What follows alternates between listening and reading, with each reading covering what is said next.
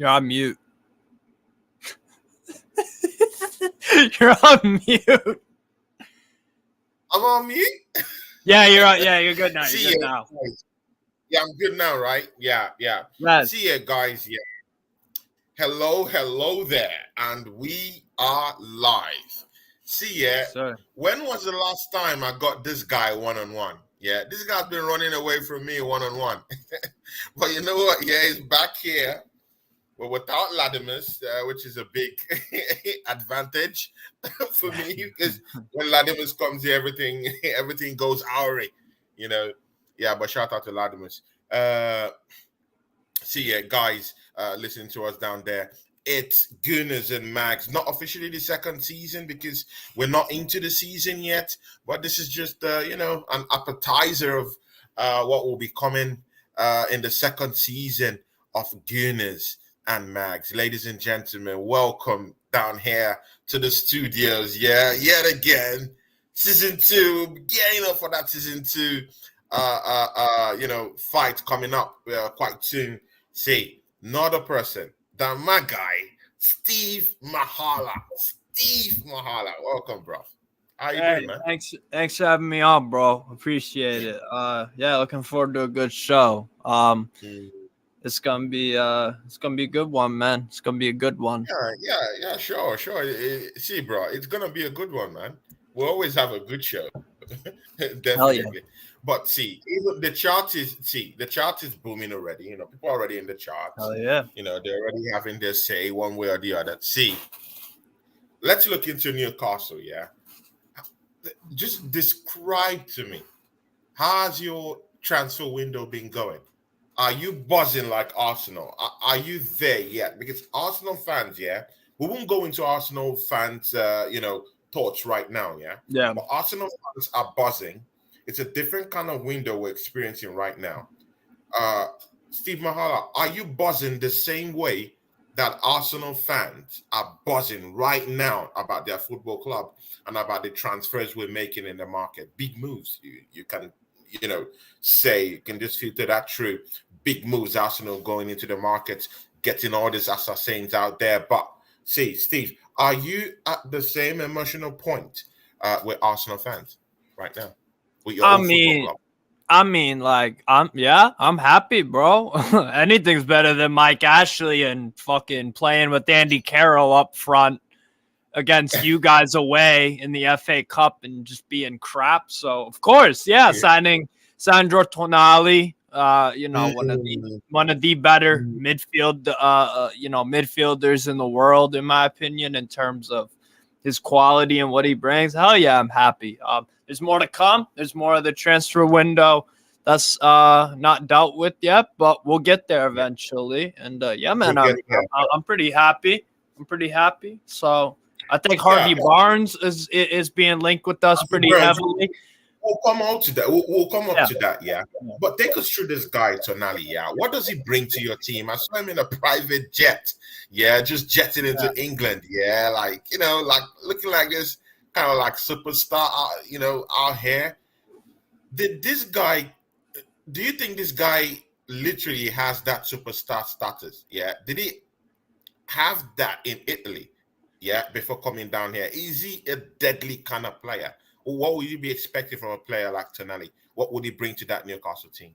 Well, what he'll bring is a lot of people are in this misconception of always more of a defensive midfielder. No, this guy's box to box. More of. I think. He gets up and down the pitch, puts in tackles, interceptions, tries to get the play forward. Not really a lot of the deep lying playmaking that he showed in flashes at Brescia or whatever that he's got some good technical ability, but it's about the attitude of the player and the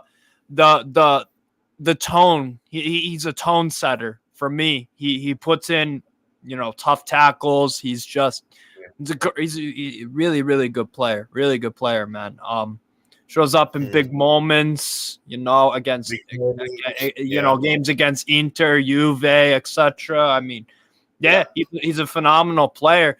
I would have never thought that we could have gotten a guy like him this summer. It's one of the, it's like it might not be quite on the same level, but like you associate Pedri with Barcelona. He ain't leaving Barca, right? You wouldn't be surprised if he spends his whole career at Barca. A guy like Varela could spend his whole career at Inter. I was thinking Tonali was kind of in the same thing, in that same kind of realm where he's a guy that was going to stay at Milan through his majority of his career. But we saw an opportunity to upgrade our midfield, and that's exactly what we did. So yeah, I'm thrilled with the signing. Absolutely thrilled with the signing. Would you say Tonali is would you say he's a typical Newcastle signing? Like, does he come with this big star power? That Italians usually come into the English Premiership with. Does he have that star power? Is he like a big player? Is he a typical Newcastle signing? Or is he an Arsenal type of signing? Is he a Manchester? I want to know his level when you want to grade him. Will you grade him like, would you say he's bigger than Newcastle? Or would you say he's an Arsenal type of player? Like, how would you grade him? I think he's a player that would suit you guys. I think he would be a player that suits Manchester United. Yeah, he's not bigger than Newcastle. No player's bigger. But if you're just talking about could he have landed somewhere a bigger club? Yeah, like possibly. Yeah, and Milan's a huge club too. I mean, we took him off him, so that's a statement in and of itself. So I know the Serie A is not the Premier League, but it's not that far off of it. It's still a top league. Right? It still produces. It still has good teams. I mean, Inter just made the final of the Champions League and put in a real good performance against, Man City. Everybody thought that they were going to get, smacked around, but I knew that Inter team was not going to mess around. So Serie A, I mean, he's a good, really good player, man. Like I said, I never expected to get him. But yeah, I think he could have gone to an Arsenal or a Manchester United or somewhere like that, or a Chelsea. Like Latimus Prime loves Tonali. He's been messaging me. He's been messaging me saying I'm ruining football because I'm getting some big hitters in the building. So in the building, right? See, Steve, Cyborg Ninja. This is what he calls Steve Mahala, Steve Le Strasbourgs. Strasbourgois. Someone from Strasbourg. Like someone from Chicago is a Chicagoan, Okay. Someone from London. What do you call people from London? London. Yeah, there you go. Or a Mancunian, you know what I'm saying? Mancunian, something like that. Cyborg Ninja is in the house. He says, "Let's go." Wilson is also in the house. Wilson, our guy. He says, "Hello, everyone." Wilson is in the house. Ellie Dawes, football. That guy, great guy. Guys, go check out his channel. Ellie Dawes Football TV. He says, "Evening, Tony and Steve." Of course, Cyborg Ninja, our guy. He says, "Steve Lestrasbourg." Okay, I don't know, Steve. You got that tongue. I don't know. Ellie Dodd says here, James Trafford have just pulled off a double penalty save for England under 21. See, Steve, there's also other rumors. But before we get into those other rumors, let's see where Tonali comes into play. Does he walk straight into your midfield? I think so. I think a midfield three of Bruno Guimaraes, Bruno Guimaraes, Joelinton, and Tonali. That's brilliant. Because some people think that Tonali coming in will get Bruno more forward. In some cases, maybe, but I think Bruno from a deep lying position, getting the crosses over particularly to the right where Trippier bombs on or Almiron can receive it. That's what Tonali can do that every once in a while, but for me, Bruno is still that guy to do that. Tonali, what he's going to do is he's going to win the ball further up the pitch, just like a Joelinton does, particularly on the ground. Because Joelinton, you see in the middle of the pitch, in the halfway line, Every ball in the air, Joe Ellington, he's there and he's probably winning it because it's not a lot of guys. Or it's Dan Byrne, with that height. Tonali, he doesn't have the height, but on the ground, scrapping, bro, he's that guy can scrap. Serious That player. guy Serious player. He can scrap. He can scrap. He's got the physicality for the Prem because that's apparently a huge thing to have. But yeah, I mean, bro, he's gonna be. He just fits the attitude of the team. He fits the attitude. You know what I'm saying? And he has that grit about him. Yeah, exactly. You got to have grit and you got to have that intensity, obviously, to play for Newcastle United under Eddie Howe nowadays. And Tonali fits that to a T. So that's the thing. Yeah. It just feels. It not only does it feel right, it's gonna look pretty damn good. Good. The only concern. Sorry, I was just gonna say the only concern is that there aren't too many Italians that have come to the Premier League and like ripped it up. I'm thinking of Zola at Chelsea's one of them. He was obviously an exceptional player. I'm trying to think though of some other Italians that have done well on the Prem. It's not that often. It doesn't really matter to me. It's just something like just to point out. I mean, Davide Santon was all right for Newcastle. I think he won Player of the Year for us in the early 2010s. So there aren't too many examples of Italians. I mean, you've got like Darmian.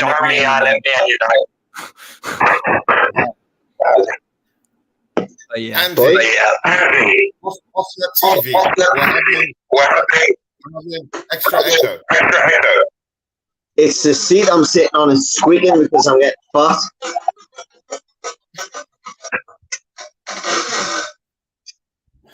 See, Andy, man, you got into the show. Something's wrong. I think it's your audio. Is it mine? I think it's yours.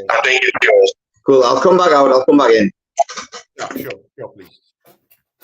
See, Steve, another rumor is out here. Latimer's Prime, shout out to him, Latimer. He says here, Newcastle winning football, man. I'm gonna snitch to UEFA. Shout out, Latimer. Cyborg Ninja says here.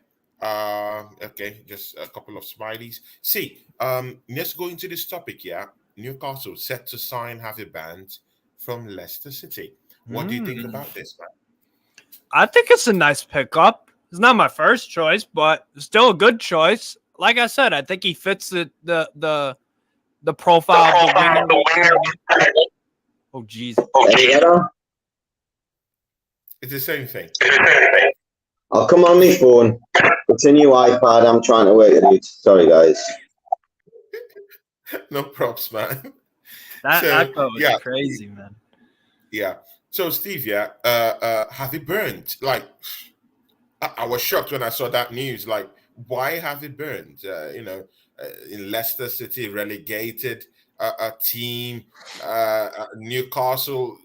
See, you guys are genuine title contenders this season because you guys came, I think, fourth, if I'm correct.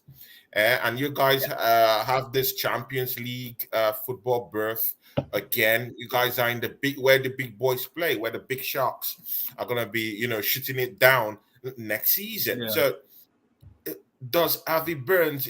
Is it that kind of elite kind of player that Newcastle can bring to Newcastle to go swing with the big sharks? Well, is he that kind of guy? I mean, for me. We were just talking about Tonali, and I think that's where we can. Not every one of the we aren't Real Madrid. Breaking news: we're not Real Madrid, so not all of our signings at Newcastle are going to be these Galactico names in world football, like a Barella, Tonali, whoever.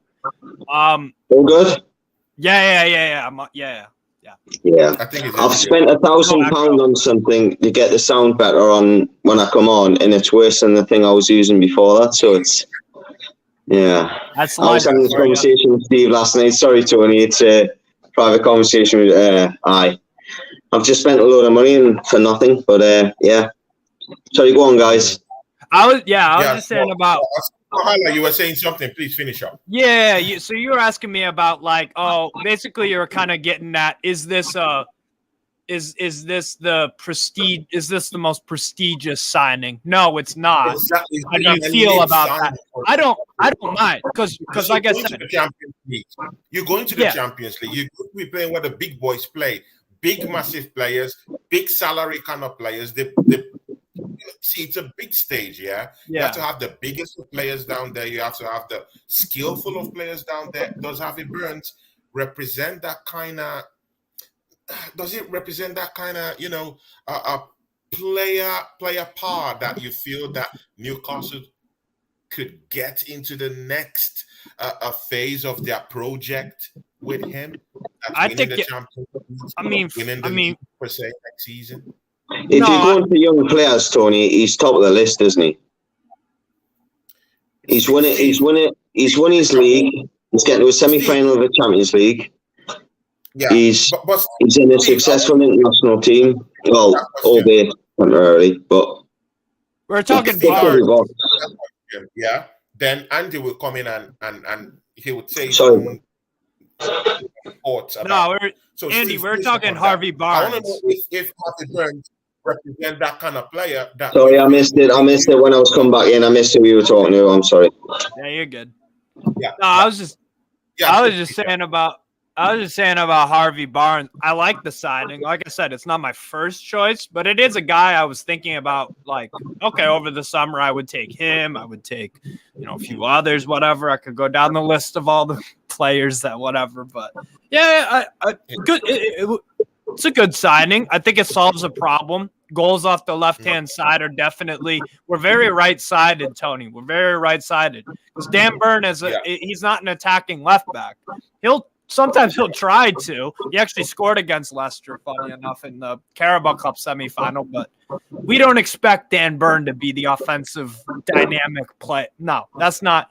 So, but what we are trying to find is a left winger that can contribute as well, along with Almiron, who obviously had a pretty damn good goal-scoring season. But even when he wasn't scoring, he was still performing really well. So there's that. But for me, it solves a problem. Left wing, we needed some goals out of there because Wilson and Isak will give you goals if they're healthy and fit. Everything goes right. Yeah, I think it makes sense. It's not outrageous money. It's a player that has done well for Leicester in Europe as well. He's a good player, man. Good player. I like the signing. I think it fits. Yeah. Let's see if Andy have different ideas up its sleeves. Andy. The first one we talked about before you came around, it was about this guy. Yeah, Tonali. What do you think about this signing? Yeah, that's why I wanted you, Steve, to finish up that question and for you to tackle it right from that Tonali signing.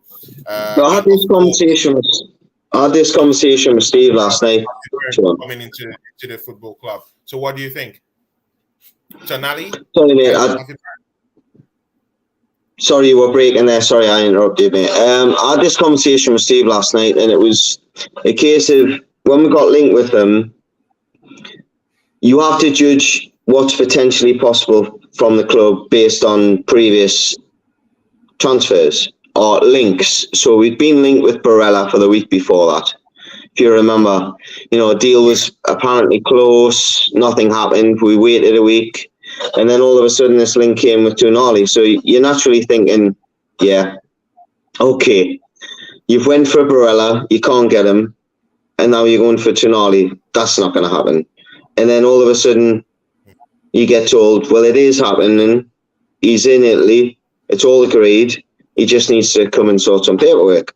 And you're waiting for it coming on at Sky Sports. Because that's what everyone does in England. They wait for Sky Sports to report it. So you're waiting for Sky Sports to report it. Then they say the deal's agreed. Everything's done. But we still haven't seen him at St James's Park yet.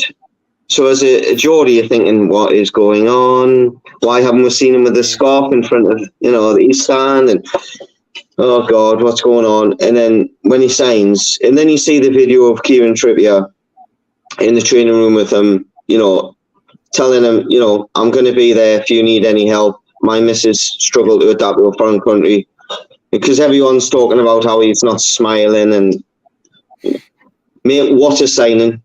What a brilliant signing. We've went to one of the most mercurious clubs in Europe and stole their golden boy.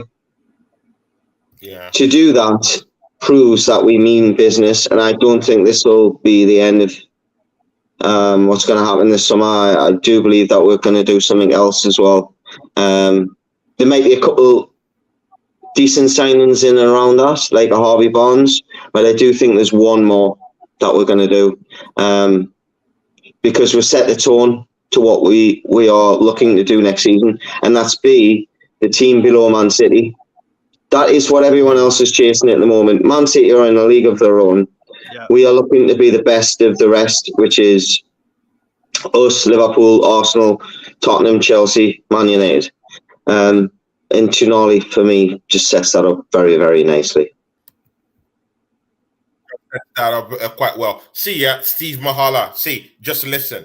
An interview with Sandro Tonali. Look at what he said. Sandro Tonali answered a question. They asked him a question about what they think he's going to bring to Newcastle. This is what Sandro Tonali said. He said here, intense and amazing season with Newcastle United. That's what I'm bringing to the table. Intensity. That's what he said. And I'm going to bring an amazing season. So he's bringing two words together, yeah? Intense. We all know this is an intense guy, yeah? So intensity, and it's going to bring in an amazing season for Newcastle. Do you buy it from Tonali saying this today in the papers, that is going to bring in an intense season to Newcastle? What does that mean for you? I mean, for me, I would not be actually that surprised if his first season isn't at the level that he's shown at Milan, because his first year at Brescia, when he was about 18-year-old, it wasn't his greatest display. But the next year, he took a real step up. And that's when Milan were like, "Wow, this guy looks incredible." Inter also really we're on trying to chase his signing. And then his first year at Milan, it was not a good season at all. He just didn't establish himself. But then again, the second year comes in. Milan actually were thinking about moving him on because he was not really, really not good at all. He took actually a salary cut because he wanted to stay that desperately.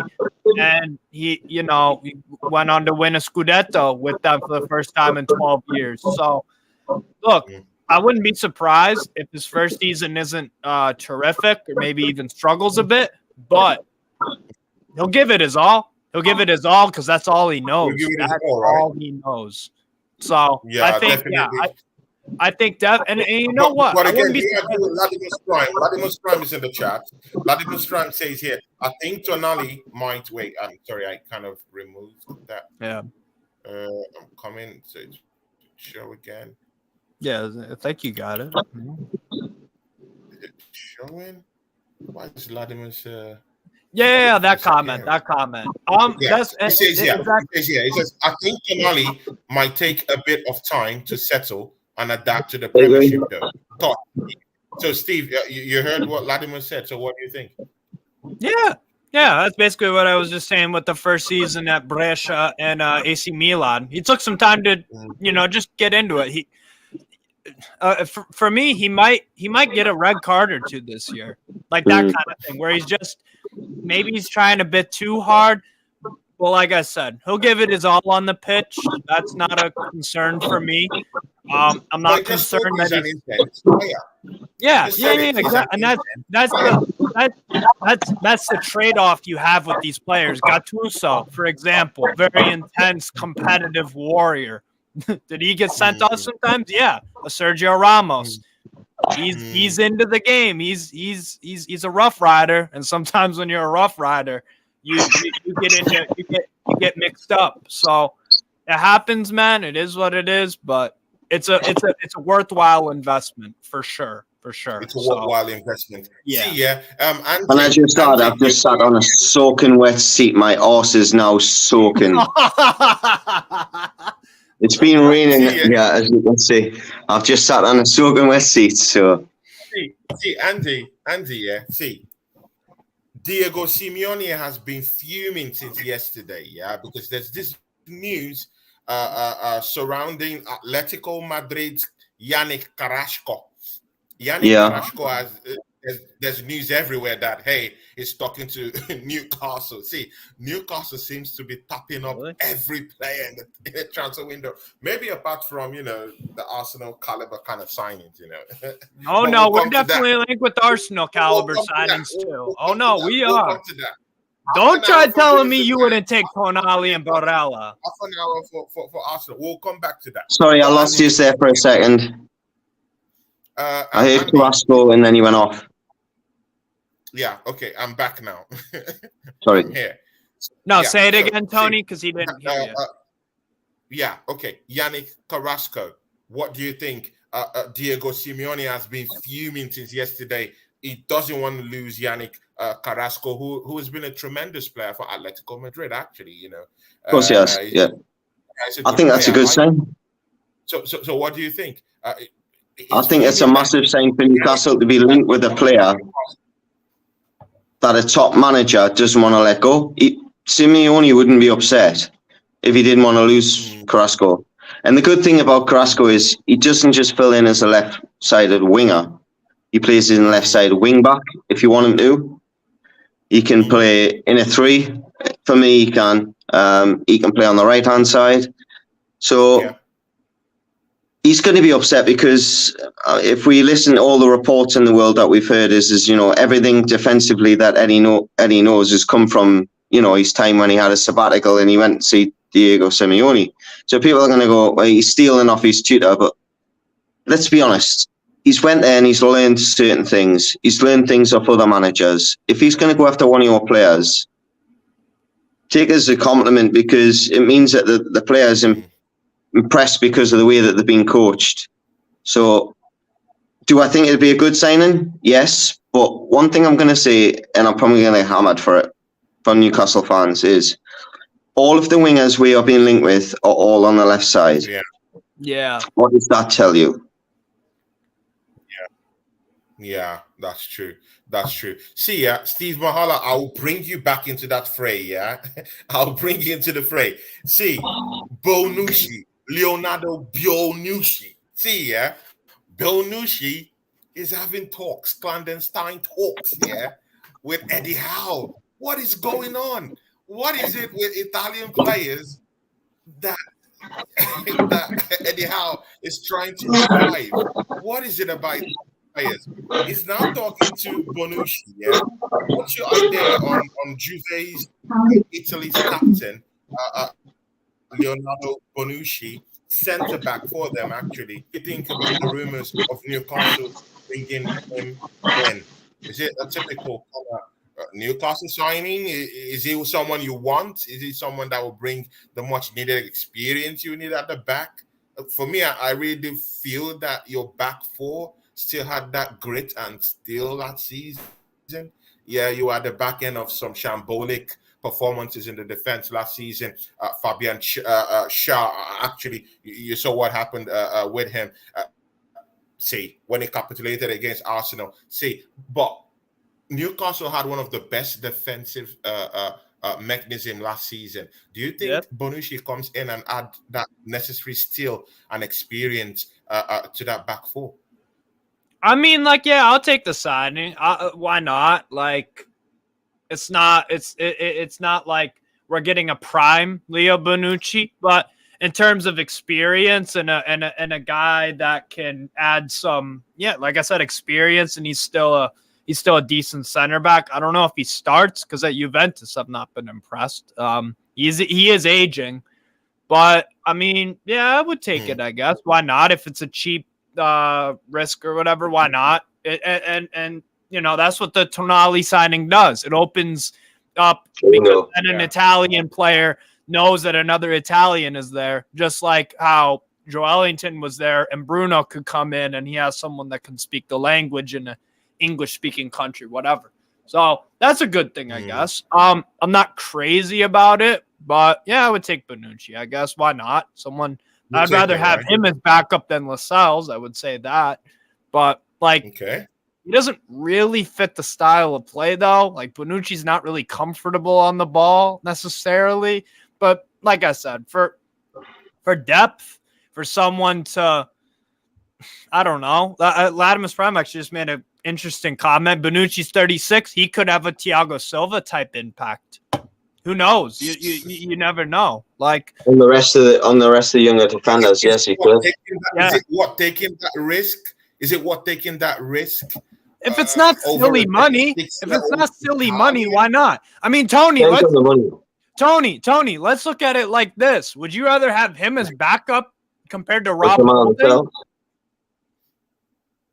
Would you rather have Bonucci in the Champions League game? That guy is going to have that much experience to keep you in the game. I don't know about his recovery. I don't know about his recovery pace. His recovery. Is he better than Rob Holding? You don't like Rob Holding. We've talked about this man before. I don't like Rob Holding. No, sure, I get that. But again, when you're 36, man, you need, and mind you, he's in the Italian Serie A. See, in the Premiership, these guys are killers. These guys are assassins. If you see what happened to Kivio, he was tying his shoelaces.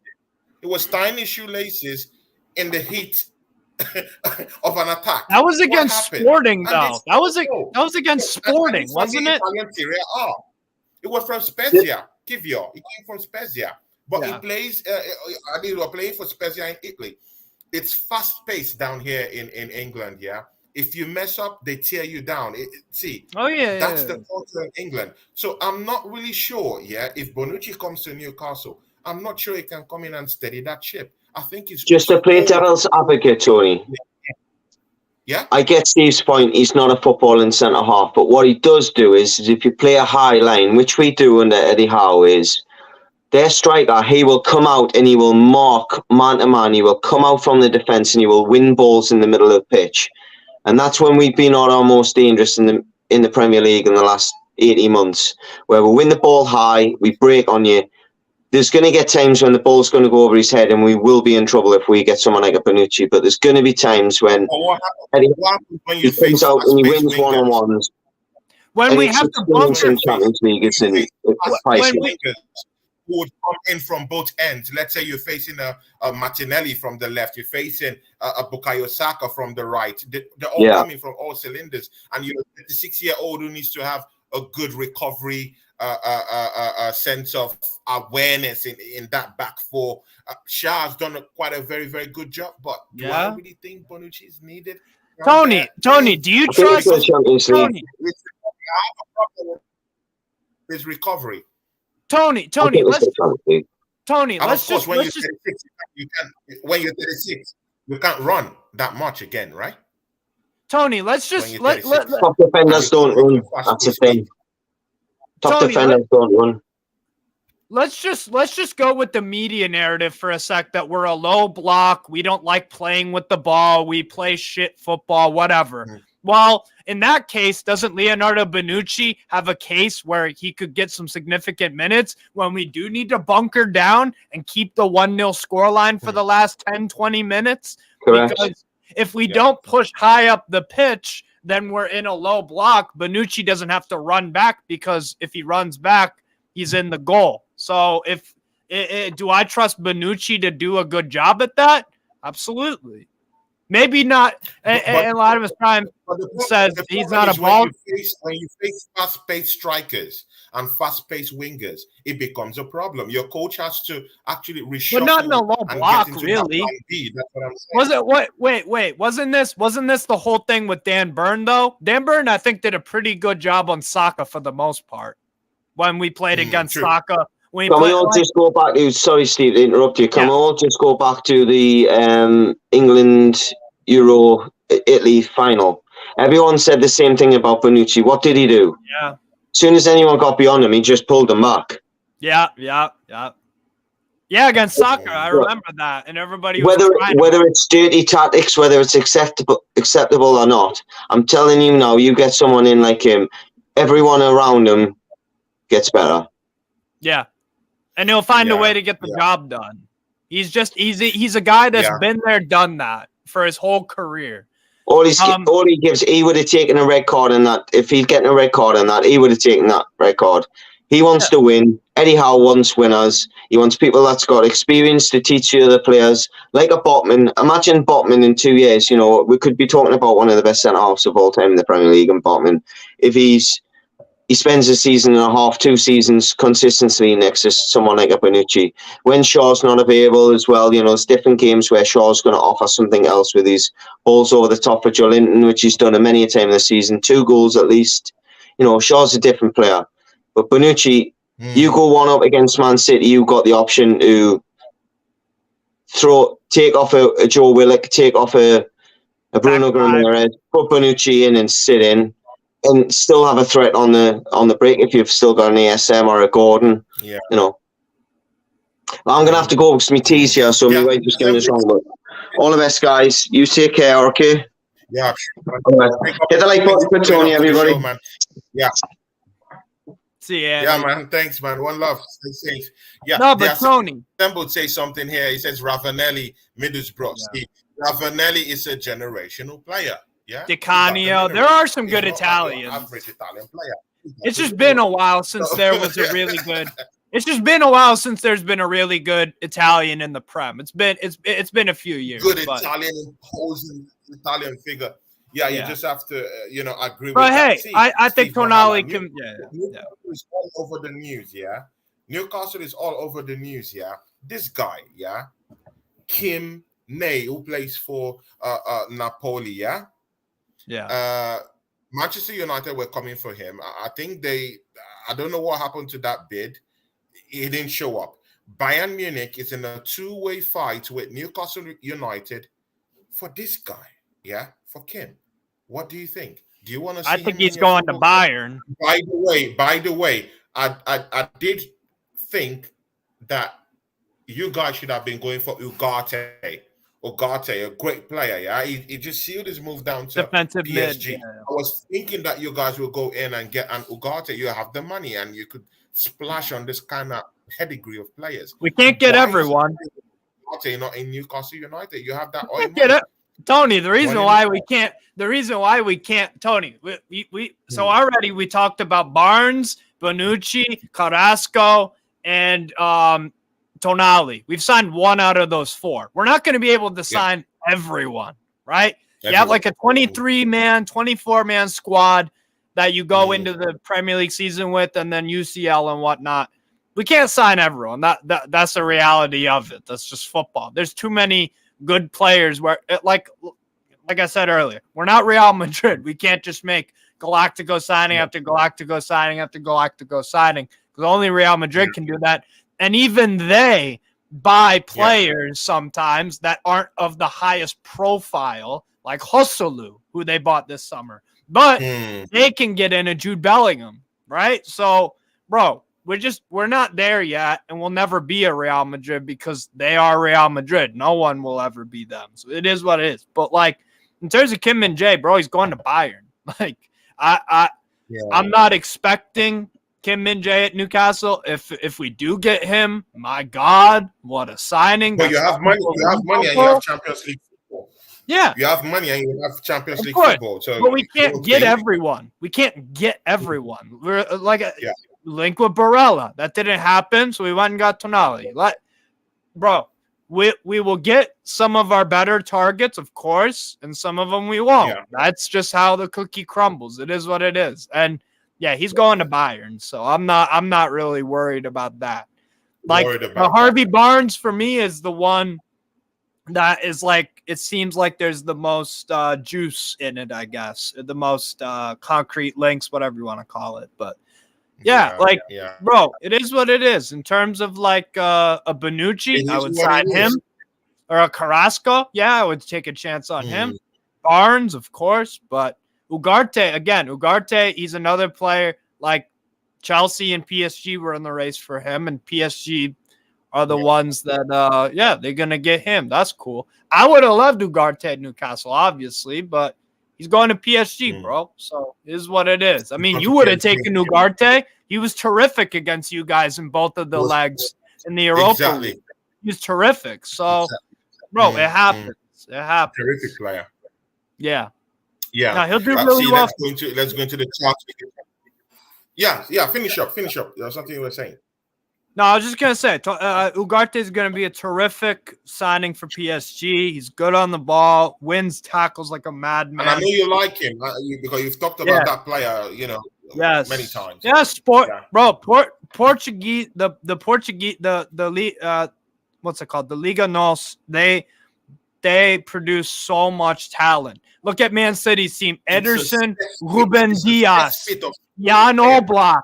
Jan Oblak came from Benfica as well. Oblak's been terrific for Atletico Madrid since he signed him. Yeah. We could go down the list of just terrific players. I mean, bro, Portugal's a place where a lot of top players. Bernardo Silva.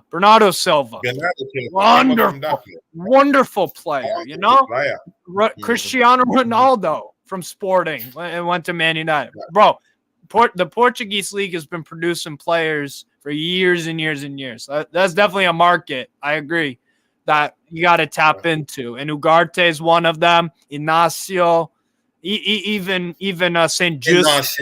Inacio. You saw his performances against Arsenal, yeah. But see, we're getting into Arsenal now, yeah, because this is an Arsenal fan channel, yeah. Yeah. Good. But again, this show is also Gunnerz and Magz. So of course, Arsenal and Newcastle with my main guy here, Steve Mahala. See, very simple. Let's go into this chart a little bit, then we'll go into Arsenal.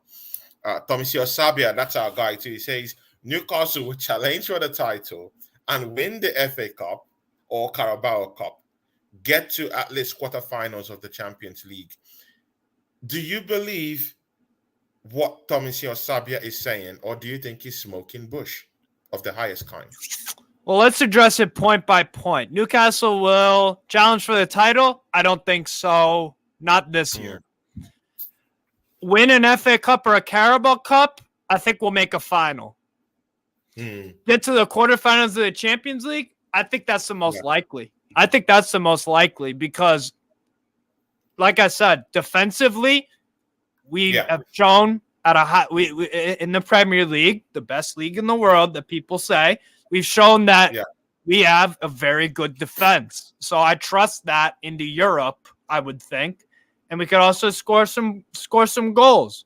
So I think in a Champions League group, if we finish first and we get let's say if Genk come out of that and we get them in the round of 16 or someone else, maybe a Benfica or Porto, you never know. That we would be favorites for that probably. So I think the most likely is quarterfinal Champions League. I think we'll finish probably fourth if I had to put a guess on it. And I think we'll make a Carabao Cup or FA Cup final. Probably something like that. But I definitely agree about the quarterfinals. See, guys, See, man. See, Newcastle, man. See, you guys are going to be foxes this time around. All depends on the group. I don't know what's going to happen. Yeah, exactly, man. You guys are going to be, see, it's going to be a very disturbing season. Yeah. With Eddie Howe just strengthening his team. Look at the players he's bringing in. On the contrary, I do like Harvey Burns. I think this guy will bring that much needed grit to your team, and he'll bring up that cover out there. Do I think he will walk straight into that team? Let's see. But Tonali is the one to that team. He'll galvanize the troops. He will bring in his wealth of experience, at least from being a battler in the entire Serie A. And that's the good thing about this. It's a battler. It's intensity, and that's his selling point. And that was what he was talking about in that interview. He brings that intensity, brings that grit, to that midfield. And you know what? Yeah, this is the most finger-licking thing you would see out there. Yeah, just imagine Bruno Guimaraes. Yeah. And Tonali in that same midfield. And Joe Wellington. Just imagine. It's not fun. It's not fun to play basketball. It's not fun because it's hard to score. It's hard to score against us. It's hard to out-hustle us. It's hard to keep up with us over 90 minutes unless you're a Man City or a whoever. Yeah, and we have the dark arts, right? Like Andy. The dark art many teams couldn't cope with your intensity, with your dark art, and with the way you're fighting intensity, everything. Most teams find it difficult. Even Brentford found it more difficult too. I'm talking of teams that are more vested into physicality, and they just fizzled out. You guys beat them. You guys made it hard for Arsenal at home, in my own home. That's the 0-0. Yeah, we really frustrated. The 0-0 one, and of course when we went to your home, if not because of some disasters that happened that game could have been 4-4 after like a half hour. The one at home, exactly. We both had chances. You took yours. That was the difference. We took ours, and Newcastle didn't take theirs. But the good thing there is that Eddie Howe has found a way to play in this league. He's found his own niche. It's found a viable way on how to upset teams. And one of the things that I've seen in Eddie Howe that Mikel Arteta has to really work on is having a plan B.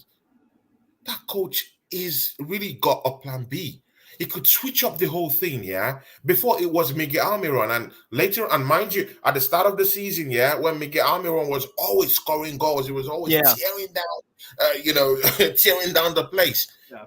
In the second half of the season, those goals were incoming, and you saw the changes. So this guy literally has lots of plan Bs all over the place. He got plan A, plan B, plan C, and it's working for him. And that's what has gotten Newcastle to where they are. And this is the most scary part, is bringing in assassins, is bringing in killers that will come and even furthermore intensify the whole gameplay. And that's why I really think that Newcastle would be a force to reckon with next season. Tony, we've got a really, really well-rounded manager with a game plan. And then like you said, a plan B, because we can bunker down and play defense and make a game ugly if we have to with the dark arts. Or we can absolutely blitz you on the offensive end of things with Trippier bombing up, helmet on. Isak, Isak, bro. Isak in himself. He occupies two center backs right away. And then you also got Joe Ellington can chip in with goals. Wilson off the bench. I mean, we're just a well-rounded team. Now it's about keeping that level, and adding to it and leveling up, right? Like a Jacob Murphy won't be here in 3 years if we're challenging for all the domestic titles and the Champions League or whatever. Probably not. Maybe even a Longstaff or Almiron. Possibly not, or a Dan Burn. So we've got to find replacements for those kind of players down the line. That's leveling up. So let's go into Arsenal. We've got a good contract. Let's go into Arsenal. Gunnerz, a couple of other Gunners are in the house. Cyborg Ninja is in the house. Tomisio Sabi is in the house. See, all these guys. Ellie Dogs Football TV in the house. I'm in the house. Ladewis is in the house. Chelsea Football Club pundits. See, Steve Mahala. Arsenal in the transfer window, man. Are you scared? Are you genuinely scared? Am I scared? Are you scared? Sorry, what? Are you scared? Arsenal in the transfer window. Are you scared? Does that team look scary to you? Are you wary about it? Does it look scary? I'm not scared of anyone. I'm not scared because I respect me. I watch in football sense, not in not in reality. I'm talking of in football sense, like. Well, in the footballing sense, I'm not scared of Arsenal. I'm putting that image of Newcastle. Would you generally be scared when you see that Arsenal team come down from that tunnel in St. James Park with the killers we have down there? When you see Kai Havertz in the midfield, Champions League scared of Kai Havertz. No matter what you have to say. No. But let me finish my scheme. Right. When you see a Champions League winner,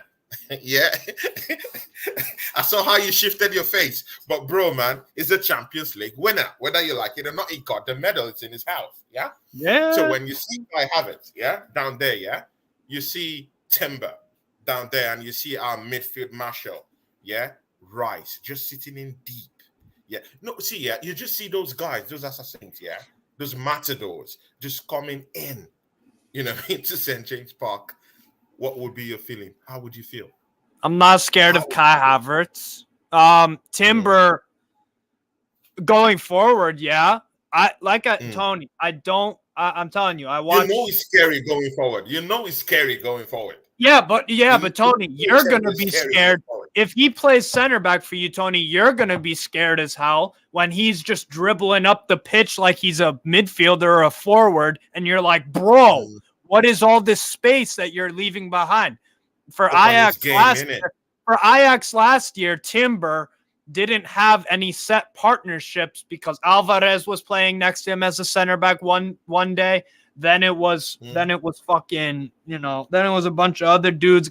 Calvin Bassey recently went to Ajax and he played center back next to Timber some days, and then other days it was the Dutch left back that they bought from Alkmaar, Ajax. I forget his name, but for me, Timber, he's not. I don't think, from what I've seen from him at Ajax, I don't think he's an out and out center back in a back four. In a back five, I think it works because then you have cover at least. I think he'll either develop for you guys as a right back or possibly a CDM because he's got the passing ability and the. Again, why are you not looking at the bigger picture? As an inverted right back. That's what I just said. No, that's what I just said. I think his best position will either be a right back or a CDM. Long term, I don't playing right back. Is that versatile?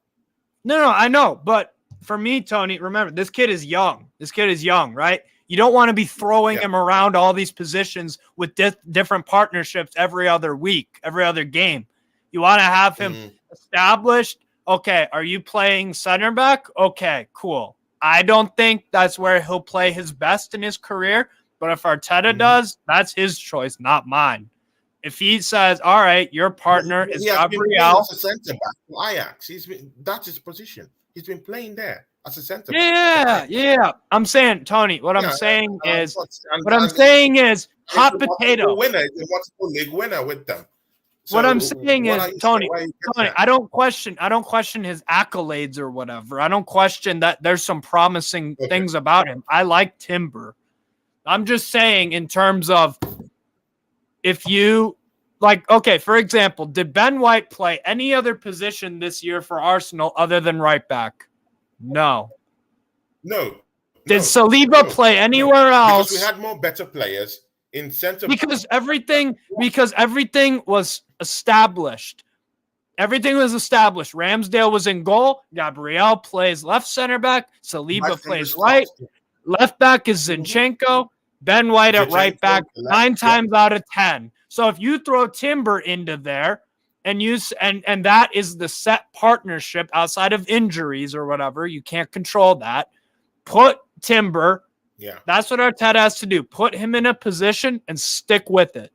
If it doesn't work out after a year, maybe you can reevaluate and do a Ben White thing where you throw him in a different position because that maybe suits him better. That's why I'm saying I don't think he will be a center back for you guys. I think he'll either be a CDM or a right back because I think he needs that cover defensively. I don't trust him. But again, when you bring that argument, it becomes problematic. We just signed a CDM for 122 million euros in Declan Rice. He's going to be playing as our CDM, whether we like it or not. So I don't see that argument when you say we should bring him in or employ him into that CDM role. It becomes problematic. We just brought. I didn't say either.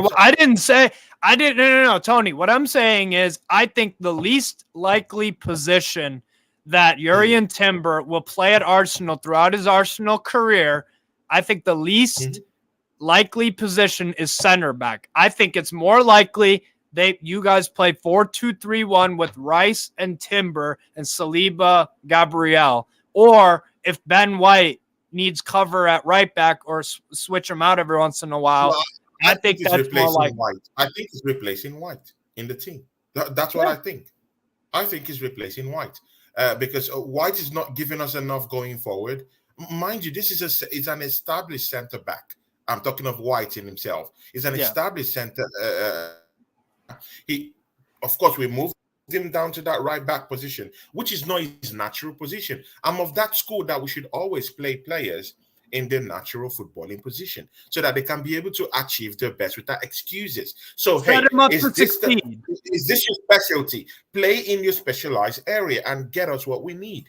And the thing there is that Ben White, yeah, at least you could see him last season. He fizzled out last season. It was the last 10, 15 games. Do you know why? Because he's not a natural right back. He wasn't your biggest problem, though, Tony.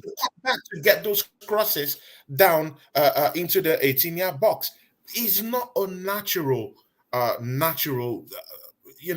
right back. So he can't do that same thing that Timber can do. Timber can progress the ball. Timber can hold play in the midfield. Timber can play as a center back. Timber can go in this new inverted role. Christian that's going on in the league right now. What Pep Guardiola has been using, and mind you know where our coach is coming from. You know his school of thought. He likes players that are very, very inverted in nature. He could just use Timber as an inverted right back, create more spaces in and about that area, interchange with Bukayo Saka. It's all in his wheelhouse because he does that. It's part of his skill set. But with White, it was just a totally makeshift kind of right back. That wasn't his natural position. So I don't know. I'm still confused about that. So all the signings, I think it's Mikel Arteta that's going to make that decision where Timber. Yeah. It's a good headache to get, right? Don't you think it's a good headache to have? No, No. I like Timber. Bro, don't get it twisted. What I'm saying is, I think you're buying him from Ajax as a player that really struggled last year, just like almost everyone at Ajax, as a center back. Did not have. They were third and they were way off of Feyenoord. What I'm saying is, you're buying him from Ajax, where he played a lot at center back. I think. Yeah. For me, I would play him more as a right back or maybe a CDM because I think he needs that cover because he likes to venture forward a bit. That's all. I think he's a great player with a hell of a lot of talent. I just don't think he is better than Saliba. No, right now at center back. So I think he'll develop elsewhere in a different position. That's my thing. But I think that right back position gives him a bigger chance to actually be integrated into that team.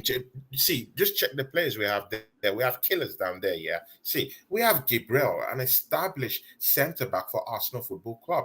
Yeah, this guy single-handedly saved it last season. Without him, we only had Holding. And look at the mess Holding left down there for us. So Gabriel established. Yeah.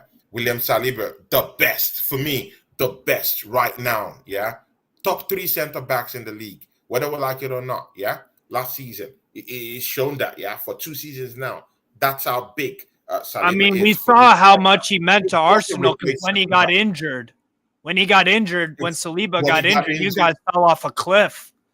We fell off the cliff, and that's it. And it's right. He's very important. Recognized what William Saliba was bringing to that team. Yeah. Now it just took that injury to just show us what we were missing, and now he's back. He signed a new contract with the football club, my brother, and this guy Timber doesn't replace any of them in the team. Maybe Gabriel, but I don't think so because Gabriel aerially is a threat defensively. For any offensive team in the league because he has the height. It's very tall. Aerially, Mikel Arteta would deem it a very dangerous thing to kind of like remove him and insert Timber, who just came in. So I don't really see that happening. You can't be replacing our stalwart down there in defense, William Saliba. So you see that those 2 centre-back pairings totally off. Maybe if you're playing in the Carabao Cup, in the FA Cup, maybe you could switch things up, getting all these defenders, makeshift back 4, good enough. Yeah, that's why you need squad depth. Yeah, but the good thing is that Arsenal is getting in all this squad depth. What do you think? Ben White, established centre back, so it won't be in that same frame like last season where we had to go and bring in Rob Holding from the depths of hell to come and save Arsenal. And you saw what happened at the end of the day. So right now we have Ben White, an established English centre back. Yeah, we have William Saliba, we have Gabriel, and now we have Timber. That's 4. What do you think? 4. I don't think Ben White is an established center back at Arsenal. He was not good. Not last season, but before that, he was not good. There's a reason why he played right back and only right back last season for you guys, because there was big problems, and he was not good for you guys as a center back. That's not, bro. For me, now he's a right back, because that's at Arsenal. That's where he's shown his best, right? Yeah, so. Sure. You've got Kivior in there, who I think will... In terms of versatility, it can still be used. Like, see, yeah, like when your whole centre-backs are all injured, yeah, and then you're going to bring Rob Holding, who's a centre-back that doesn't know how to defend. That's what I'm saying. Right. But with that Ben White stuff, yeah, it was his first season at Arsenal, and he had a calamity at that point in time, and we just, employed him to that right-back position the next season. He wasn't even able to integrate deeply into that back 4. So, and mind you, the type of players he was with in that back 4 were completely disgraceful players. So right now it's something new, something different. Gabriel is there right now. William is there right now. So let's see what's going to happen. Yeah. Let's just see. What do you think about our midfield maestro himself, Declan Rice?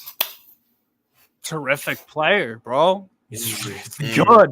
That's why you paid $105 million for him, bro. He's a good player, man.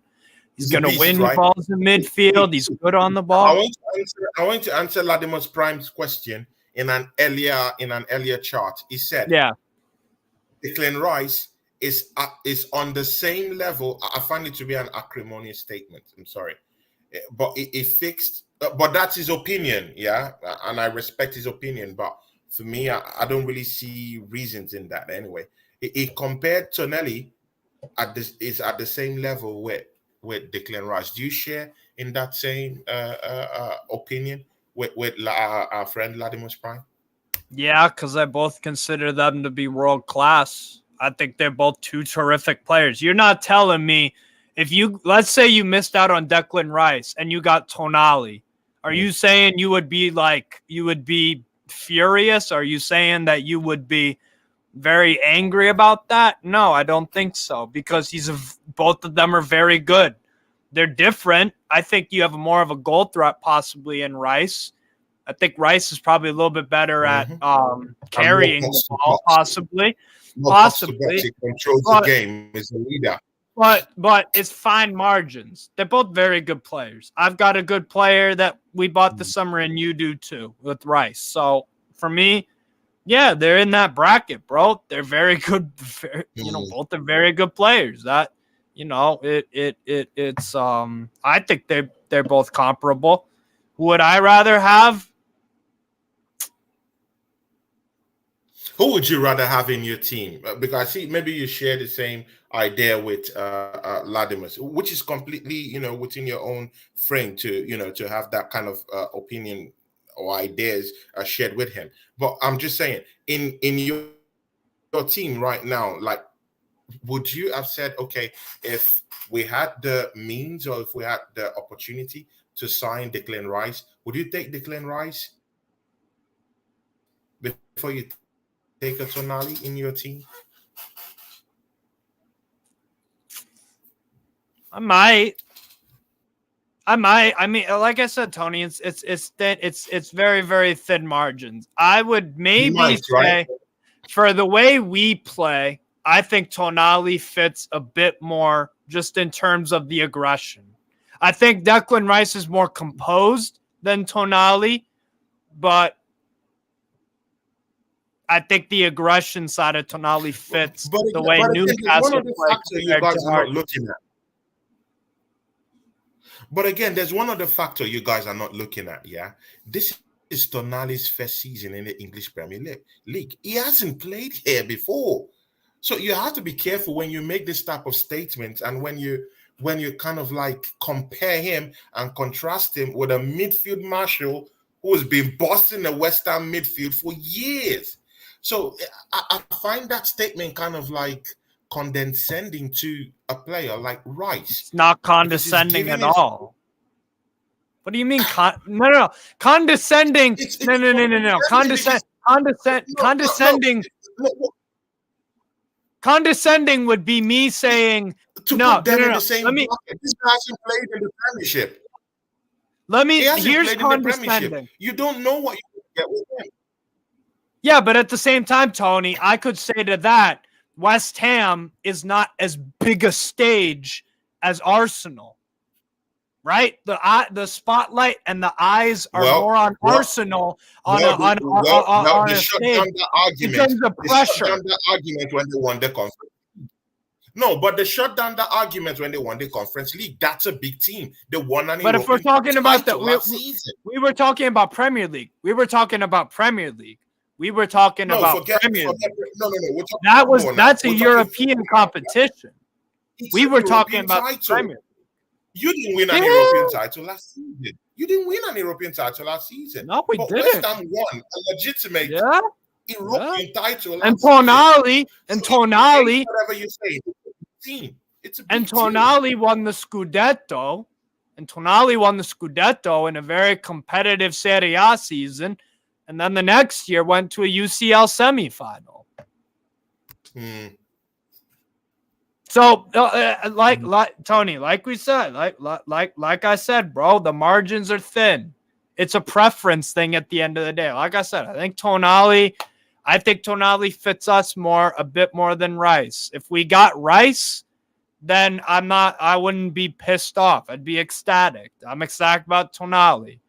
It's like, Tony, it's like, would I rather have the red Ferrari or the black Lamborghini? It's like, well, it's not like I'm comparing a Toyota to a freaking Lamborghini. Yeah.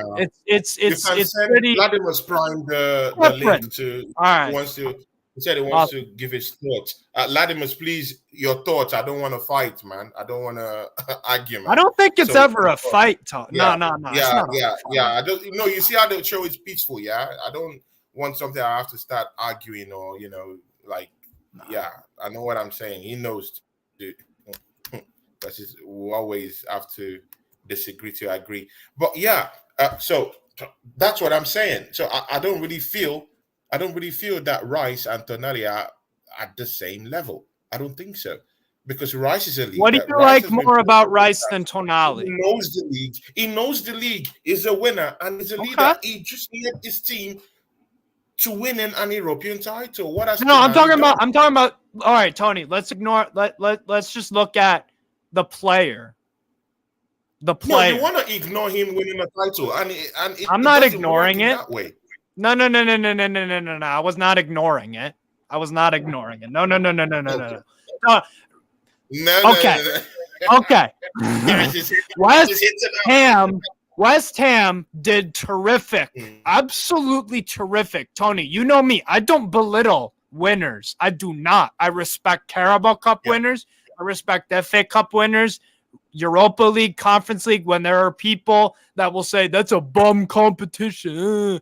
I respect them because they're winners. That's the name of the game. That's why we as fans pay money around the world to watch games and wake up, and that's why fans pay to go see the game, right? So I respect the fact that West Ham won the Europa Conference League title. That's their first ever trophy in 40-odd years, and then their first European final in 50-odd years. Incredible achievement. I think that AC Milan with Tonali as the linchpin next to Franck Kessie is as good an achievement. It's AC Milan. When you think of football, it's AC Milan. This isn't no bum team in a bum league. It's AC Milan, bro. And Tonali was one of their best players when they won the Scudetto. So both players have shown on big stages that they are who they are. They're very, very good players. And again, I think Rice fits you guys more than a Tonali would.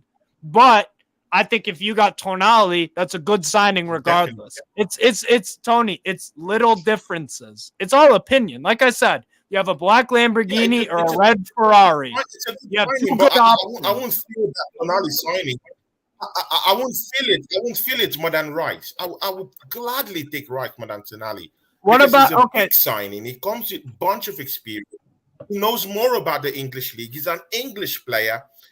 See, he could lead. He could speak English to these Brazilians we have down there. They could communicate quite well. He could galvanize the team. I feel Arsenal is a team that doesn't have, that leader, that enforcer, that also is a ball-playing enforcer, and also in the back room is also there, galvanizing the team, talking the team up to win the league. So what was before you guys bought Martinelli? Hold up. Before you guys bought Martinelli, did he have any Premier League experience? Or did Haaland? Did Haaland? I wasn't even going to go there. I was just going to keep it strictly.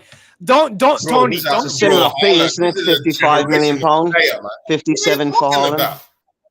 He's a generational player. This player's got the minerals. What are you talking about? What are you talking about? You're talking about Premier League experience, Tony. Your defense is Premier League experience. Haaland did not have any at all. It's just like talking about Kylian Mbappe. You're a good player. You're a good player. Simple as that. I brought up Martinelli. He doesn't have to play in the league before you know what you're getting to. So why doesn't that apply to Tonali? Why doesn't that apply to Tonali? And why does that apply to? I don't feel he's done enough. Hello, everyone. What's up, Linus? Andy. Done enough. I don't feel he's done enough to get to that position of being in the same league with Declan Rice in this league. Tony, let me ask before I say this. Actually, Andy, Latimus Prime is in the show. Latimus, you're welcome to the show. What's up, man? Hi, everyone. Andy, check the private chat because I know you're having problems with your audio. So I think what I suggested might possibly help. Cool. I'll have a look, mate. When I figure it out, or I'll just probably even DM you and do that. Yeah, if you can DM us, mate. I'm an IT dinosaur, so any help as well. Thank you. All right. Tony, do you because I know you rate the being Premier League experience above everything else. Do you rate this area?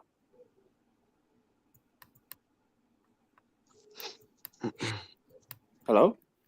Was that Tony? Tony. Yeah. Or can you guys not hear me? Yeah, I can hear you. No, Tony, he asked you, do you rate the Serie A? Clearly not. Can you not hear? Can he not hear me? Yeah, but in certain cases, I do rate this off. Okay. And so because you're talking about what he has and hasn't done. I think Tonali and Rice are roughly around the same age, maybe a year or so difference. They've both done brilliant things in the game. Yeah. I mean, Tonali's played for a bigger club in AC Milan, but Milan are not the same Milan they were 20 years ago. Winning them their first league title in so long. 12 years. Yeah. I guess it's the equivalent of West Ham winning their first trophy, a European trophy, in so long. They've both done great things for their same respective clubs. I personally have actually watched Tonali since his first season at AC Milan. Yeah. Both Newcastle and Arsenal are signing world-class midfielders. Yeah. It's just that Rice would suit Arsenal more and Tonali would suit Newcastle more, I guess. But they're both world-class midfielders. I understand if you want to nitpick and say he doesn't have Prem experience, but that same logic, I can say, can we really rate Saka and Rice when they haven't played in the Champions League? Tonali has played in the Champions League and made a semi-final. And he's it's the same nitpick we can do either way, and I don't think that's fair because these players are of high quality. Any team in the world would be lucky to have them. I mean, Neymar went from Santos in Brazil. The next year, he was one of the best in history in the world, along with Suarez and Messi in that front three. But he was playing in Brazil. Huh? But you brought up this Haaland issue, and I feel it's grossly unfair you bringing up Haaland into the equation. I didn't bring up Haaland. No, that was me. That was me, Tony. I brought up Martinelli. I brought up Martinelli. Sorry, lads. I brought up Martinelli because he's one of your players. he was one of your players. And when you bought Martinelli, I didn't watch Brazilian football at the time. Now I'm watching 2 games. So I'm going to keep more posted with the Brazilian Brasileiro. Bro, Playing in the Brasileiro. He was playing in the in the third, fourth. I think it was the 4th cardio of Brazilian football, and that was in Italy. He did a loan spell there. Yeah. So Tony, how is a player from the Brazilian 4th division came to Arsenal, had that great initial breakout year, and then leveled up this year? He's a player from Brazil. He had no prime experience. But he hasn't always been like that. He's always had a big. No. You're dodging the question. I see what. Wait, hold on, Steve. What is the question? Steve, what is the question? The question is, why does the Brazilian 4th division? It's just recently he got his right, and he started playing lots of games and started imposing himself more Tony, in the games because he kept his. Tony, do you remember Payet? You know, do you remember Dimitri Payet at West Ham? Do you remember Dimitri Payet when they signed him? Yeah. A guy from League R. I don't think anyone had really heard about him mainstream. He came in, and in his first season, he was the best player. Wasn't he in the Premier League best 11? Suarez, Dutch League. Oh yeah, Suarez, Ajax. And these Suarez, Payet, we've just mentioned. These guys weren't mainstream like Tonali is. Yeah, they weren't in Champions League semifinals. Yeah, I don't get the. I mean, fine, you're always going to back your player, and I get that, and that's fine. But saying Tonali is world class and Rice is also, that's not a bad thing to say. It's not a wild statement to make. It's accurate. The only thing I would say in Declan Rice is I had a problem with it. See, I don't have a problem with saying Tonali is a world-class player. I think he's a world-class player. But again, your statement, Latimer, I'm referring to you because there was an earlier statement you made. In that earlier statement, you said that you put in that you can compare him in the same breath with Rice. And I felt that that was grossly... do you remember verbatim what I said?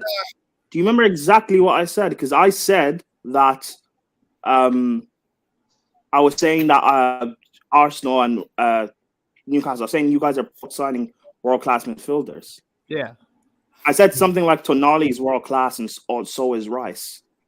So I don't get why that's a bad thing, other than the fact of you could say maybe Rice is a bit more of a goal threat because he likes to get forward. You can say maybe Rice is more of a goal threat because he can carry the ball and progress it forward. Yeah. But Rice cannot dictate and control a midfield like Tonali can. But other than those two skill sets, the rest, they're both comparable. They're both leaders. The difference was Rice has been captaining West Ham since, I think, his first or second season. And Tonali has been played in the AC Milan team where they've had other leaders who's been there to actually wear the armband. Kessie, Zlatan. You can also give Rice the advantage in the fact that he's didn't actually experience the things that he's experienced since he's been in international, semi-final of the World Cup, final of the European Championships. There's many things to turn around and say, yes, okay, we can understand why Declan Rice has went for such a fee. But when you compare it towards Tonali, and then you think of it logically, you're thinking Newcastle are getting a good deal for £55 million. When you put it towards everything, there's many players haven't achieved what Declan. 55 mil. Yeah, £55 million. I thought you spent 70. See, that's a steal. 70 euros. Euros is 55 million. See, Tony, that's another big difference. You guys paid 100 mil for Rice, but a big part of that is because he's English and you're buying him from another English club. In reality, if Rice was at AC Milan and he was Italian, you'd be paying 55, maybe 60 mil because you're Arsenal and you're bigger than Newcastle. Yeah. But that's about it. You're not paying 100 mil for him. But yet they're both of the same quality. How much Premier League experience did Maguire have compared to Sven Botman? By the way, How much Premier League experience did Saliba have compared to Harry Maguire? Again, how much Premier League experience did? But see, it's a known fact. If you're English, your price will be when you're English, your price automatically will be overpriced. That's it. That's great. That's great. That's great. But he is Tonali is automatically up there. It goes to that he's pedestal. right.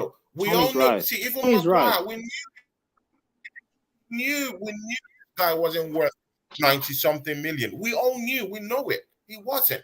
Even if he won the Premier, we all knew he wasn't of that cardio 100 million, 90 million. But he's an English player. He's overpriced. Look at and it doesn't even matter if it's an English club to an English club.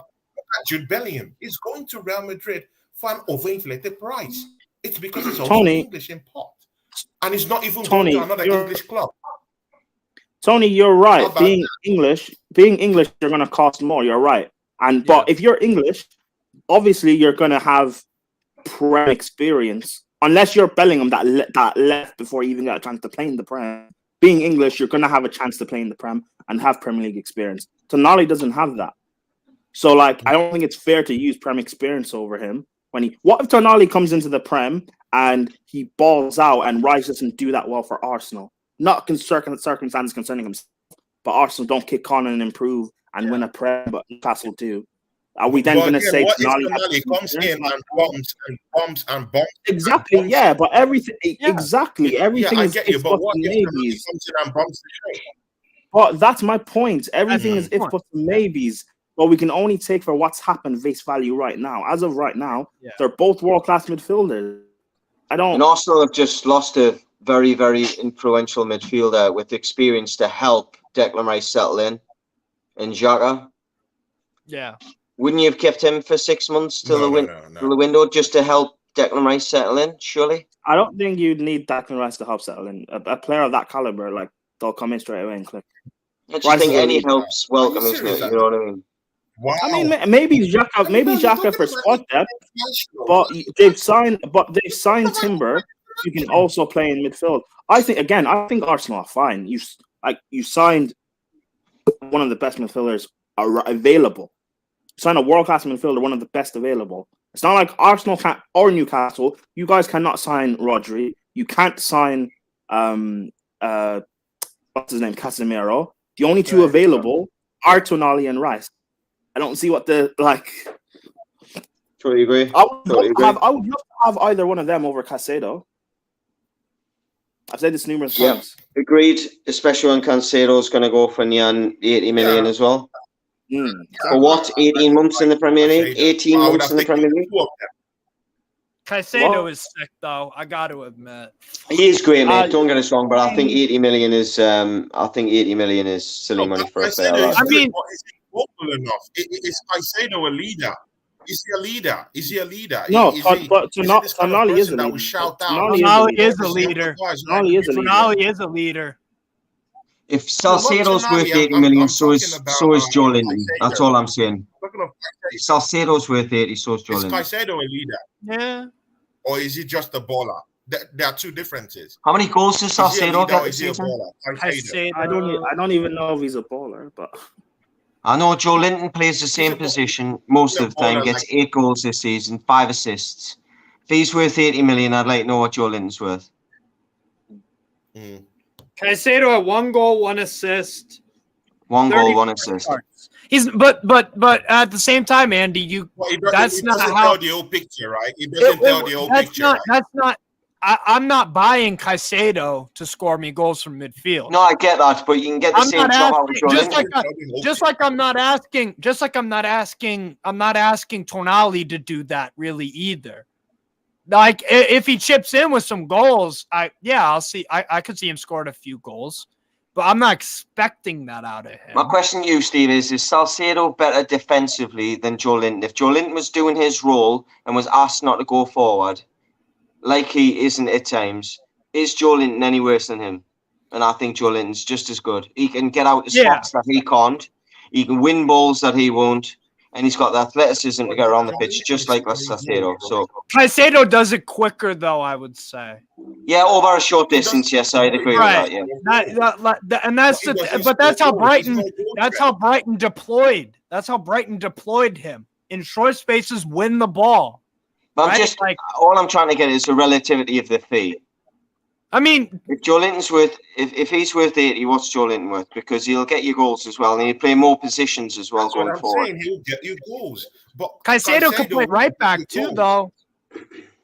But he won't get you goals. I reckon Joe Linton would as well. To be honest. Yeah, probably. Caicedo's role is. What's your idea about this guy Timber, who came in from Amsterdam, Ajax of Amsterdam? What's your idea of I don't know. I don't know. He didn't have the best of seasons last season. I think an Ajax fan tweet about it. But then again, Ajax didn't have the best of seasons themselves, so I don't think it's fair to just single him out. I haven't watched him play, but I don't remember watching him play.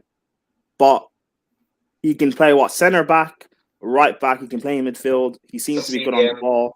I think he's a good signing. Again, he's good for depth because he can play a variety of positions. He helps improve Arsenal. I don't know whether or not he starts, but how much did you spend? 40-50? More than we spent on Botman. Yes, more than we spent on Botman. There you go. Oh yeah, I mean either way, he should be a good. About 38 million pounds. Oh, 38. Oh, even better. Yeah, he should be a good signing. He helps improve Arsenal. This summer, like I said this a few months ago, this should be the summer where Arsenal look to improve your squad, whether it's by people who start automatically or people who improve your bench. I think that's good. Tony, can I ask you though?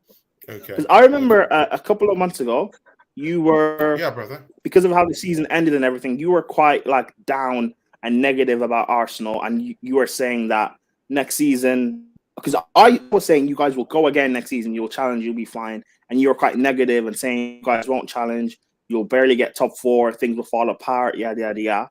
Why are you now positive again? No, I didn't say that. Maybe it's just someone else that said that. I didn't say that. But no, you were quite down and negative about Arsenal. You were pissed. You were pissed, Tony. I remember. Andy does too. Look at that. Negative about Arsenal. We all remember. No. You can't dodge that one, Tony. Yeah, you can't dodge that one. Like you're not Neil. But I never said we're not going to challenge. I'm very careful in things like this. I think okay, fine, fair enough. But you are quite fine. Maybe not. Okay, fine. Take the word challenge out of it. But you are quite down and negative. I just want. I'm not saying this. I'm not trying to catch you or whatever. I'm just trying to know because maybe I haven't watched all of your streams. I want to know the switch back to why you're now positive about going again. I want to know what's happened. Is it the signing of Rice? Why are you more optimistic? Is it Rice that proved to you that you guys have actually changed? What's happening? See, it's the signings, and this is Vladimir. It was nice you asked that question because we have a problem with our centre back position that lost us the title. William Saliba just went on an hiatus with that injury, and the Arsenal defense crumbled. We couldn't even defend. What does that boil down to? It's the transfer window. We should have brought in players that would have come January. Exactly. Steve, we're always talking about this. We were to go into the market to bring in at least someone who will come in and give us a fighting chance as a number 9. Edin Ketia wasn't doing that job. We talked about all these things, and when it did not happen, that was when my whole demeanor changed about Arsenal and about winning that title at the end of the season. And again, now I just changed now is that I'm seeing movement in the transfer window that I never expected. 65. I didn't expect that one. I mean,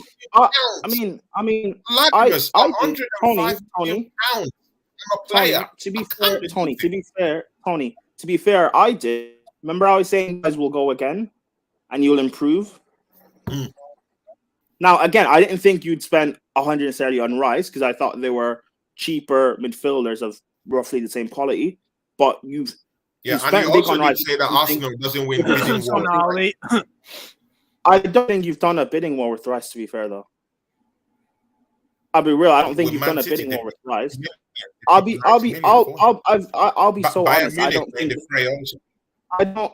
Bayern Munich weren't in the fray, and I don't think you've done a bit more with City. But again, that doesn't take away the quality of Rice and you guys signing him. Yeah, I just thought this PR stuff of saying more it wasn't. City involved in. When's the last time City have been in a bidding war? So I don't get into bidding war. They never get involved. Exactly. City anytime. What are you saying now? So Man City, Andy. So City never bid for this guy. Is that what you're saying, Andy? That Man City I'm never just saying bid for this guy. Why would you no. say No, this, what I'm saying, Tony, is that not you, Ladimus. Andy was saying that they did not bid before. And it's not true. City don't get involved in it's proven in the past with City.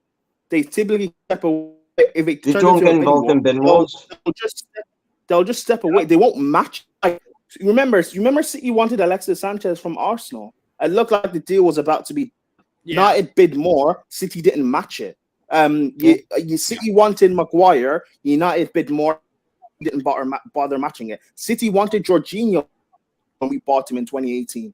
Chelsea got him, exactly. We bid more. City didn't bother matching it. City have done this before where City's ethos is you must want to play for our club. If a club matches it and you show that you're going to follow the money, they won't sign you. Yeah. Again, that's not a negative on Rice because obviously Rice is a far better player. They have a value in their head and they will not go about it. But negative on Rice, by the way, don't take it the wrong way, because obviously Rice is a far better player right now than those other players I've mentioned.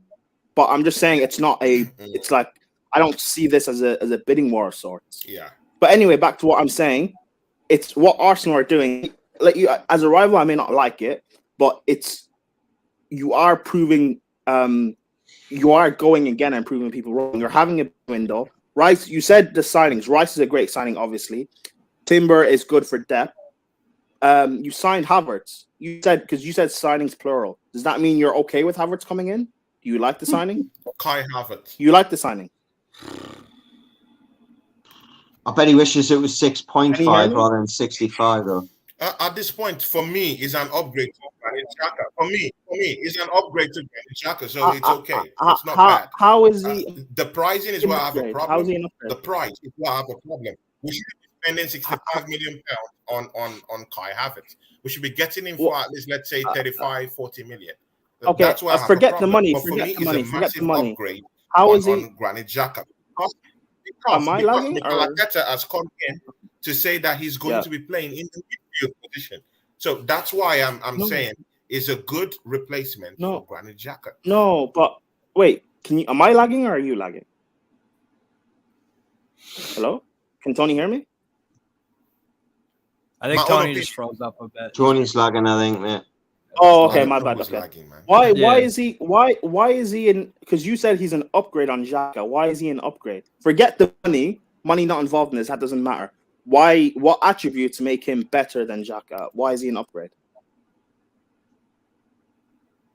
I feel he will suit our gameplay more than Granit Xhaka. Granit Xhaka hasn't really settled at Arsenal for the 7 seasons. This is just the best. The last season was Granit Xhaka. Yeah, it's had one good year out of 7. I agree. Yeah. How many good years? How many good years has Kai Havertz had? More than Granit Xhaka. How many good years has Havertz has not done more than Granit Xhaka has. Don't talk about that Champions League final goal, Tony. Do not talk about that. But again, that's for Chelsea. Do not bring that shit up. Why? No. Why won't we talk about that Champions League win? It's a Champions League winner. Because that's his only Champions League goal to his name. No, that's fine. We can that's fine. That's fine. We can talk about that. What other moments though? Because at least Xhaka had a quality season. Exactly. In my opinion, got 8 goals last season. 5 assists, in my personal opinion, people may disagree. Xhaka was Arsenal's best and most important player last season. That's my personal opinion. Up there, definitely. Top 2. Yeah, at least he was there anyway. We can. Yeah. Havertz has never. What was Havertz to Chelsea? A sub. Never. So I don't get why you think he'd be I don't get why you think he would be an upgrade to having Xhaka. No. And he's not going to dig in like Xhaka and keep the game tidy either. He's going to be more in transition. The guy's a dangerous player in transition, but he's a toothpick. Havertz. Throw me in the game. Did you say Suchek? He's a toothpick. Havertz, yes, he's a toothpick. Maybe that's why they're getting Declan Rice to actually have a bully in midfield. I can understand it. No, but with Rice, Rice plays with a midfield partner. Suchek. I think they'll play with a diamond next season, Arsenal. A midfield diamond. Yeah, I really do. Looking at the personnel they've got, if they're going to play Havertz, have him as your top of the diamond, Declan Rice at the middle of at the bottom of your diamond, then you've got Partey and whoever you want next to him. Odegaard, maybe. Odegaard at the top. Havertz on the left, Havertz on the right. I'm assuming Arteta is going to I think it's going to be a diamond for them. Yeah, Andy, that's fair enough. If Arteta is going to switch up the system a bit to make it work, then that's fine. If you're playing the same way, if you're playing the same way as last season and expecting Havertz to just slot in as that Xhaka replacement, when we've seen him play in midfield before as an 8 and he's been terrible, I don't see how that works. Yeah, exactly. I think you've got to play with the people that you're buying, and if you're buying them, Havertz's best position has always been when he was at Bayern Leverkusen, where he was arriving late like a Frank Lampard. People say he's not good in the air. He's not when the ball's coming into him, but if he's attacking the ball and he's timing things, that's when he's at his best. For me, you've got to put him as a diamond 10 and put some protection behind him. See, Granit Xhaka only had one good season at Arsenal. Oh, he had more than that. Come on, mate. No. He had more than that. Come on. Yeah, but Tony, Havertz hasn't had that. The football club, yeah. I thank him for his service, but I'm sorry, Havertz is. I'm sorry. I have to say this. I bet you, Xhaka's worst goal scoring season is nearly as good as Kai Havertz's best in the Premier League. There you go. That says it all. Wait, Tony, what was Xhaka's worst season as a goal scorer in the Premier League is nearly as good as Kai Havertz. Who told you that he wasn't? Who told you that he wasn't even having that season of his life just to engineer a move? Which is what Champions League football in his best season that he's played in. And how do you know he wasn't played Champions League football for you guys and lost 10-2 on aggregate to Paris Saint-Germain? He's not even been in the Champions League.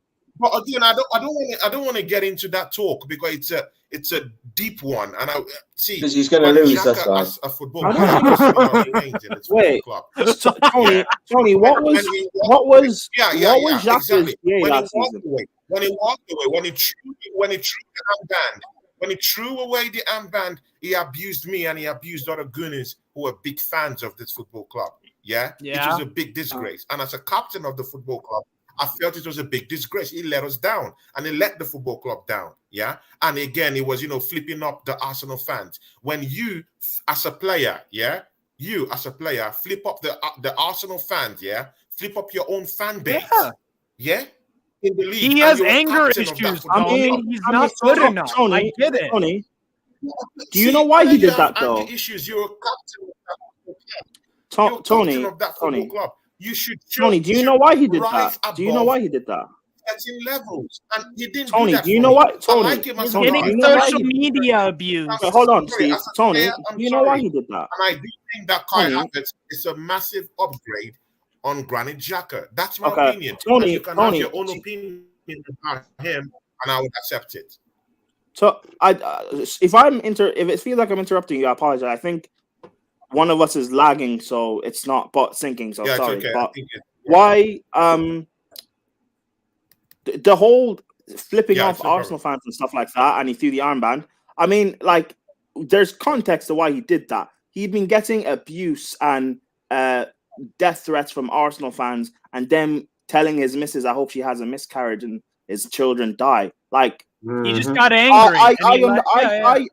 I understand why he said Arsenal fans to fuck off. That's kind of valid to me. Yeah. He's a human being, isn't he? At the end of the day, Yeah. he's got feelings. Yeah, imagine you're at work. Imagine you're at work.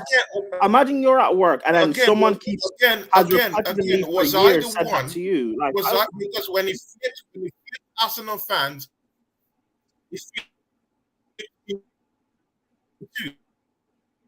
so that I didn't statements to him. So why should I? I think you're lagging, Tony. I don't know I thought that was just. I don't know what's slower, the connection or the actual point, because I don't see how you can see Kai Havertz is a massive upgrade on Xhaka. I get it; he's more talented footballer, but what Arsenal need is more fight in the middle of the pitch. Yeah, and you're not going to get that from Kai Havertz. Hence why I think it's going to be a 10. It's not going to be a striker.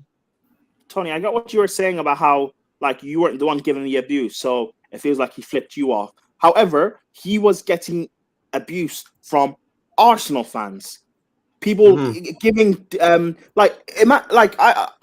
know, Tony, you have a job. I'm not going to say what it is on air, and I know you've got married and everything. Congratulations. But imagine someone for years was telling you at work, "Oh, you're shit at your job. You're bad at your job. You're not good." People sending abuse to hope your wife dies. Your wife.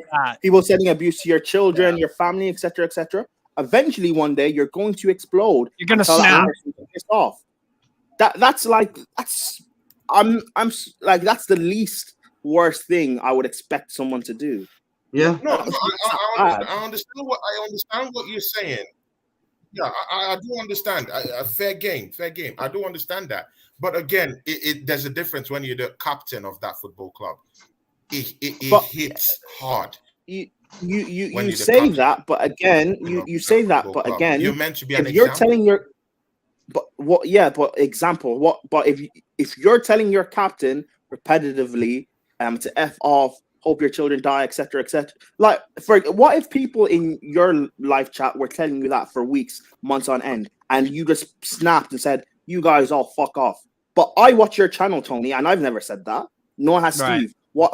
But that's the same thing you said. Why are you telling me personally to fuck off? You're not telling me to. You're saying collectively, you people that are giving me abuse, leave me alone. Like, I don't think that's that much of a bad thing that he did. I'm doing my best, leave us alone and leave my family alone, isn't it? You know, call me what you want, but leave my family out of it. It's uncalled for. I don't think what I would say also is that, yeah, I don't agree with what Xhaka did. Right? It's not on perspective, right? Tony, I don't agree with what Xhaka did necessarily. It wasn't the appropriate, because, like you said, he's going to upset other fans that weren't giving him slack and stuff. He had a moment. He just had a moment. Never mind that this guy already probably has some fucking anger issues or whatever. Yeah. So when you do that to someone that already has a temper and that's already, like, we know Xhaka. He's not a soft guy or whatever. When you're doing that to it's like if you piss off an alcoholic. Well, you're gonna get not a great reaction. I'm not calling Xhaka an alcoholic, just using an example.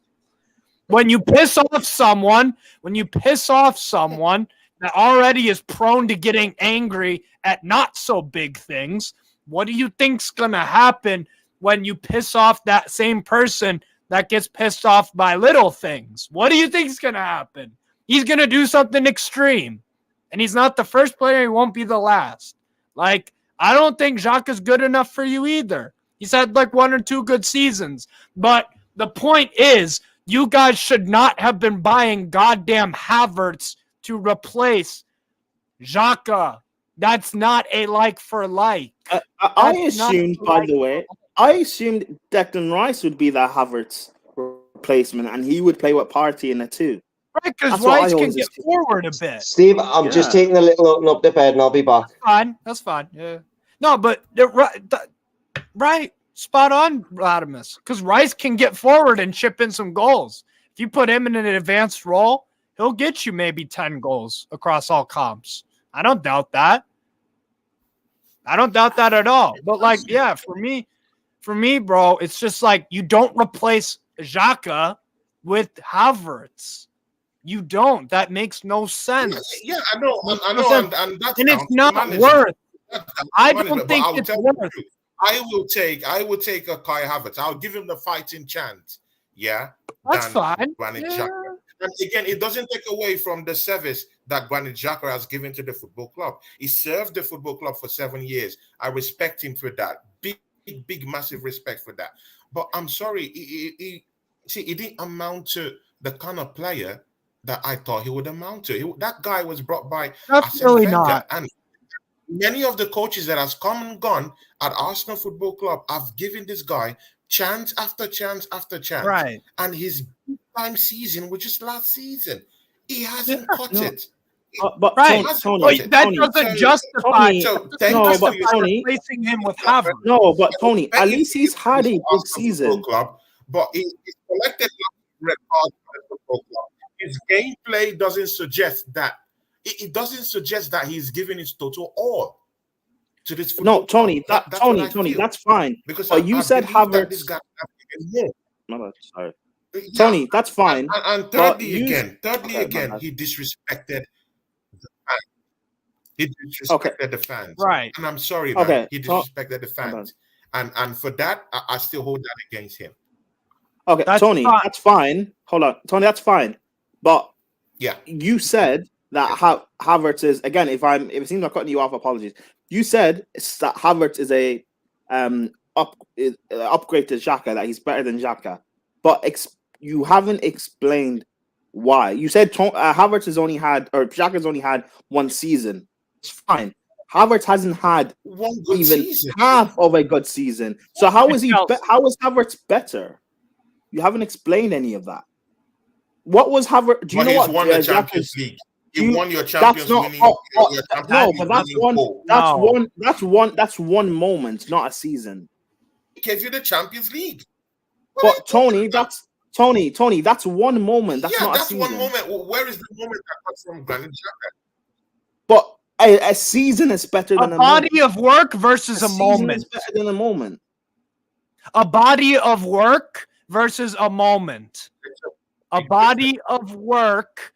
Because Tony, by that logic, I can say. Wait.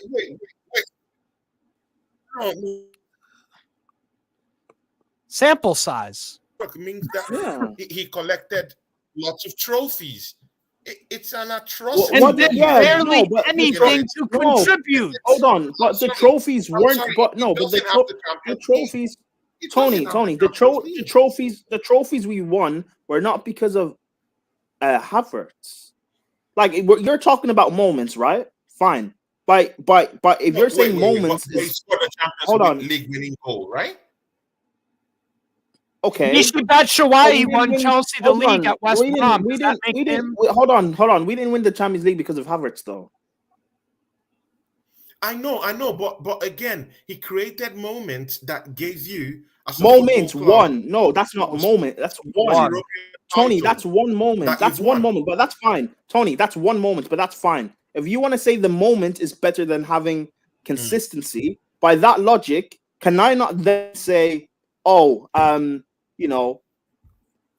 was he really that good? He played in the Champions League final and he missed one-on-one. Can I use that logic? No, but can I use that logic? No, but Tony, again, Havertz has never been consistent at Chelsea.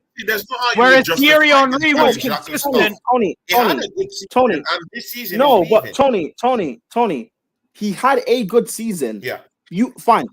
Xhaka has had a good season, but in total, he wasn't consistent. That's fine. And I'm telling you, Havertz has never been consistent at Chelsea. Yep. So, therefore, Havertz is not the improvement on Xhaka. You're not listening to that. You're focused on the Champions League winning goal. That's what a lot of Chelsea fans did who were Havertz fans. And that's wrong because in total, his whole career at Chelsea, he hasn't done anything consistently. Mason he's been inconsistent consistently. Exactly. Because, again, I use this example, Andy. Listen to this. By the logic of only focusing on Havertz Champions League winning goal, I can say Thierry Henry wasn't that good because he played in the Champions League final and he missed 3 one-on-ones. Can I not say that? Yeah, of course you can. It's fact, isn't it? By that logic, but you will tell me, Tony, that's not true. Henry was one of the best strikers of all time. I'm using the same logic, though. Best player I've ever seen live. Best player I've ever seen live. No, but Andy, that doesn't matter because Havertz has a UCL winning goal. Well, you see, some people get lucky. You know, I play pool with players that win trophies that. Yeah, guys. Oh, not good. That's like saying Harry Kane is a League. downgrade on Havertz because Harry Kane in a Champions League final did F all. In a semi-final against Chelsea in the FA Cup in 17-18 did F all. Okay. I think, Tony, if you don't mind us asking you a question, I think it's Tony. You don't mind Chelsea have had turbulent managers over the season. Yeah, the changing of the managers. Yeah, Havertz as a player. Yeah, we don't know if it's a striker. We don't know if it's a midfielder. We don't know if it's a winger. This guy has. Okay, so wait, we don't know. No, Steve. No, Steve. No, Steve. Hold on, Steve. Hold on. Wait.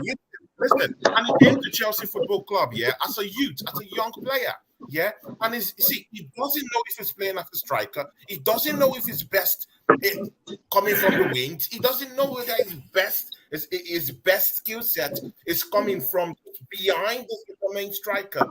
That guy's career in Chelsea Football Club was even started before he even played for that team. Okay, I'm even surprised that this guy, yeah, even survived in that team at all. Okay, Tony. So he coming into the football club, yeah. The only problem I had with I'm not saying let me finish. Okay, sorry, I'm not saying he's a big word hitter. Let's get that right. I'm just saying the only problem I had with Arsenal Football Club is that we overpaid for Havertz. Yes, definitely. There's potential by Havertz. Hold on, even 25. Tony. Okay, Tony. I agree with you there, man. All right, Tony. An upgrade to Granit Xhaka for me. I'll say yes. Okay. Can I go? Okay, Steve. Yeah.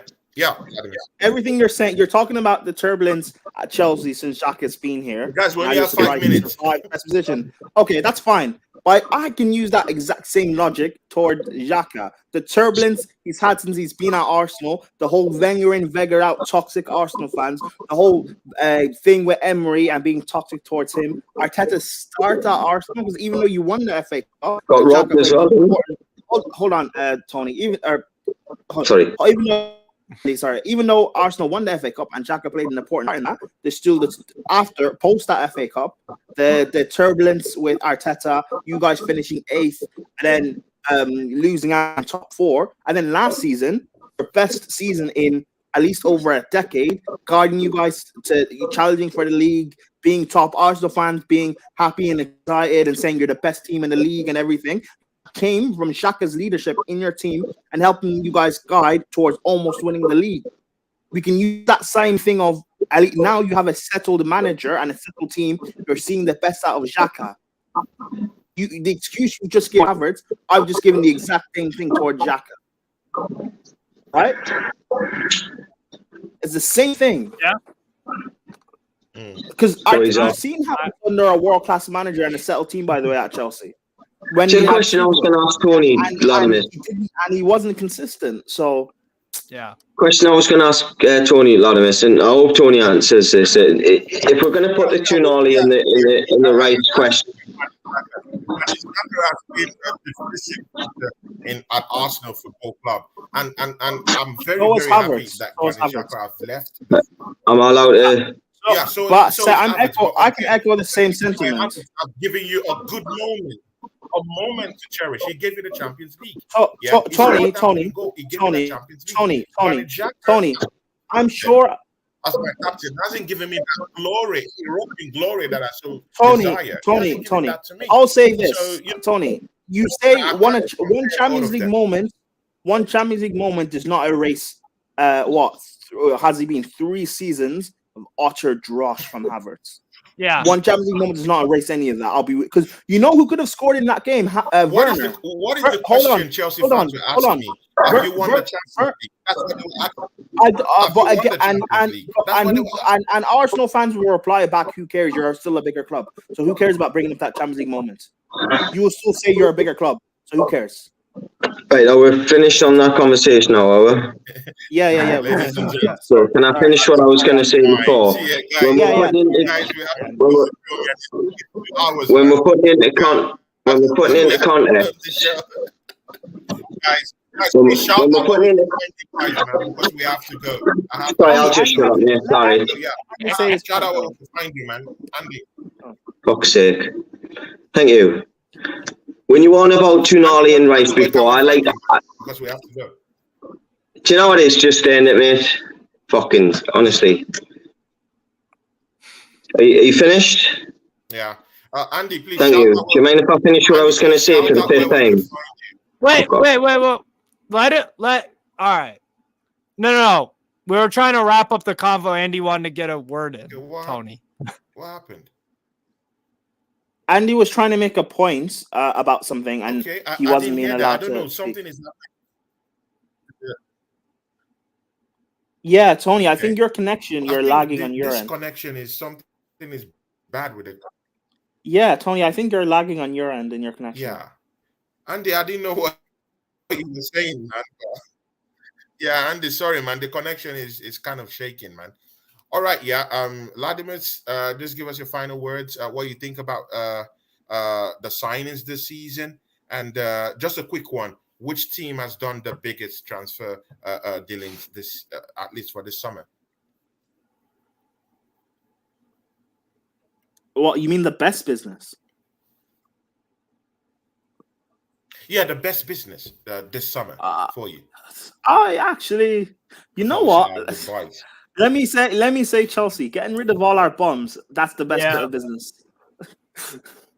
No, in signings wise, I actually don't know. Of course, you say that, man.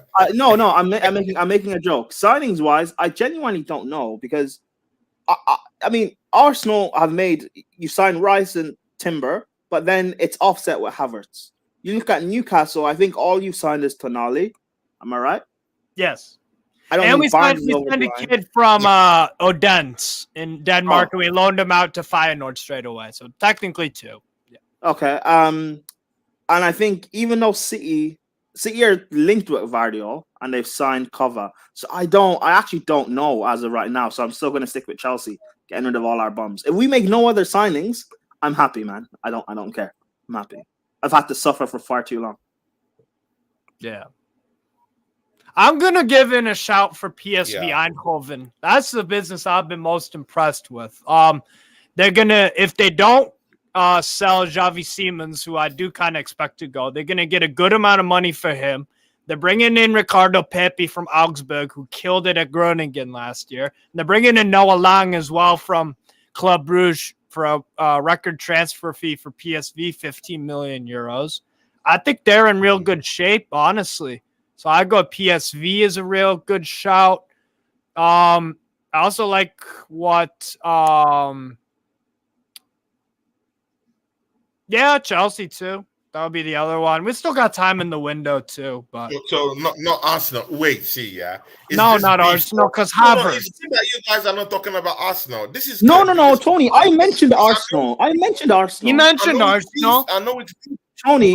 No, he mentioned Tony, don't lie. I talked about how great your transfer and Rice and Timber are, but it's offset with Havertz. Okay. I talked about Arsenal.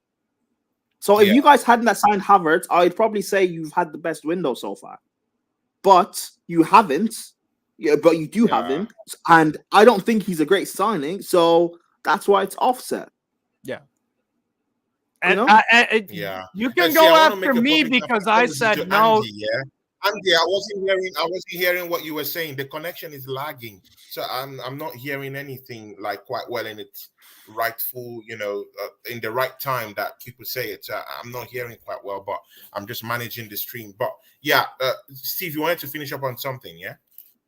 No, I was just gonna say PSV, Chelsea, and there was a Bundesliga club I'm trying to think of that they signed a few good players. But Frankfurt. I think Frankfurt have actually had a good window too.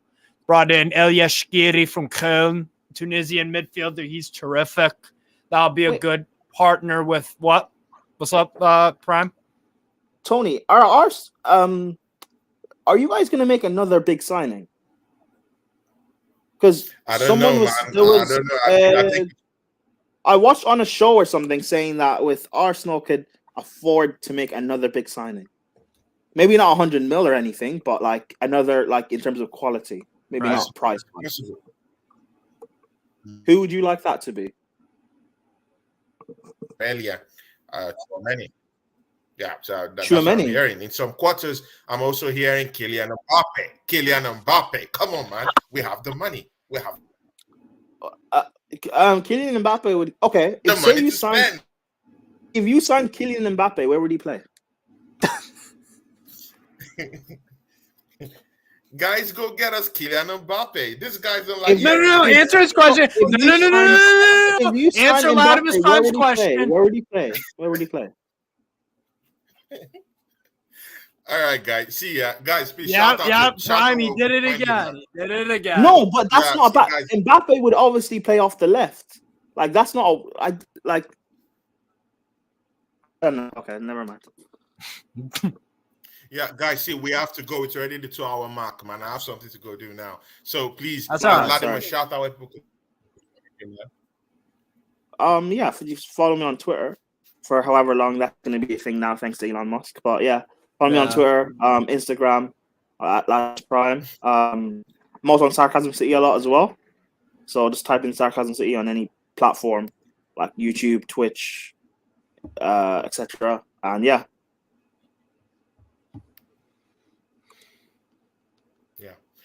Steve Mahala, please shout out where people could find you, man.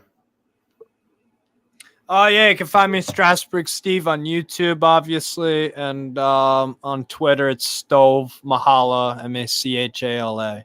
It's just all together. So that's where you can find me at. So but thanks for having me on, bro. Good show. Thank you for having me on. Yeah, sure. Yeah. Man. Hey, guys, thanks for coming to this. Anonymous, respect to you. Andy, respect to you, man. Sorry, the connection was shaky. I wasn't really hearing anything. I was just saying something and someone was saying something I wasn't hearing. So, Steve, shout out to you. Thanks. And I can't wait for next season for Gunnerz and Magz to come back. Yeah, season 2. It's going to be, it's going to be fire for fire. Yeah. Because is it going to be the 4 of us?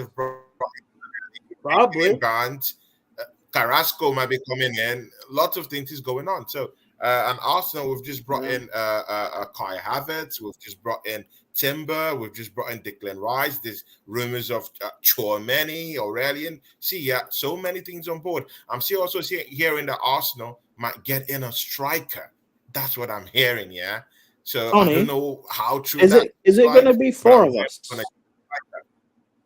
Tony, is it going to be 4 of us? Is it going to be the 4 of us? Yeah, we'll talk about that later on. We'll have to before the season starts. We'll figure it out. We'll have to we'll figure it out at the start of the season, so no problems. All right, everyone, big ups. Shout out to everyone and take care. Guys, tomorrow a show with the Southern Gunner. Arsenal affair. Nice. Tomorrow, Southern Gunner, yeah? Come join us tomorrow, me and the Southern Gunner in the evening tomorrow. Big ups and everyone stay safe. Stay safe. Peace.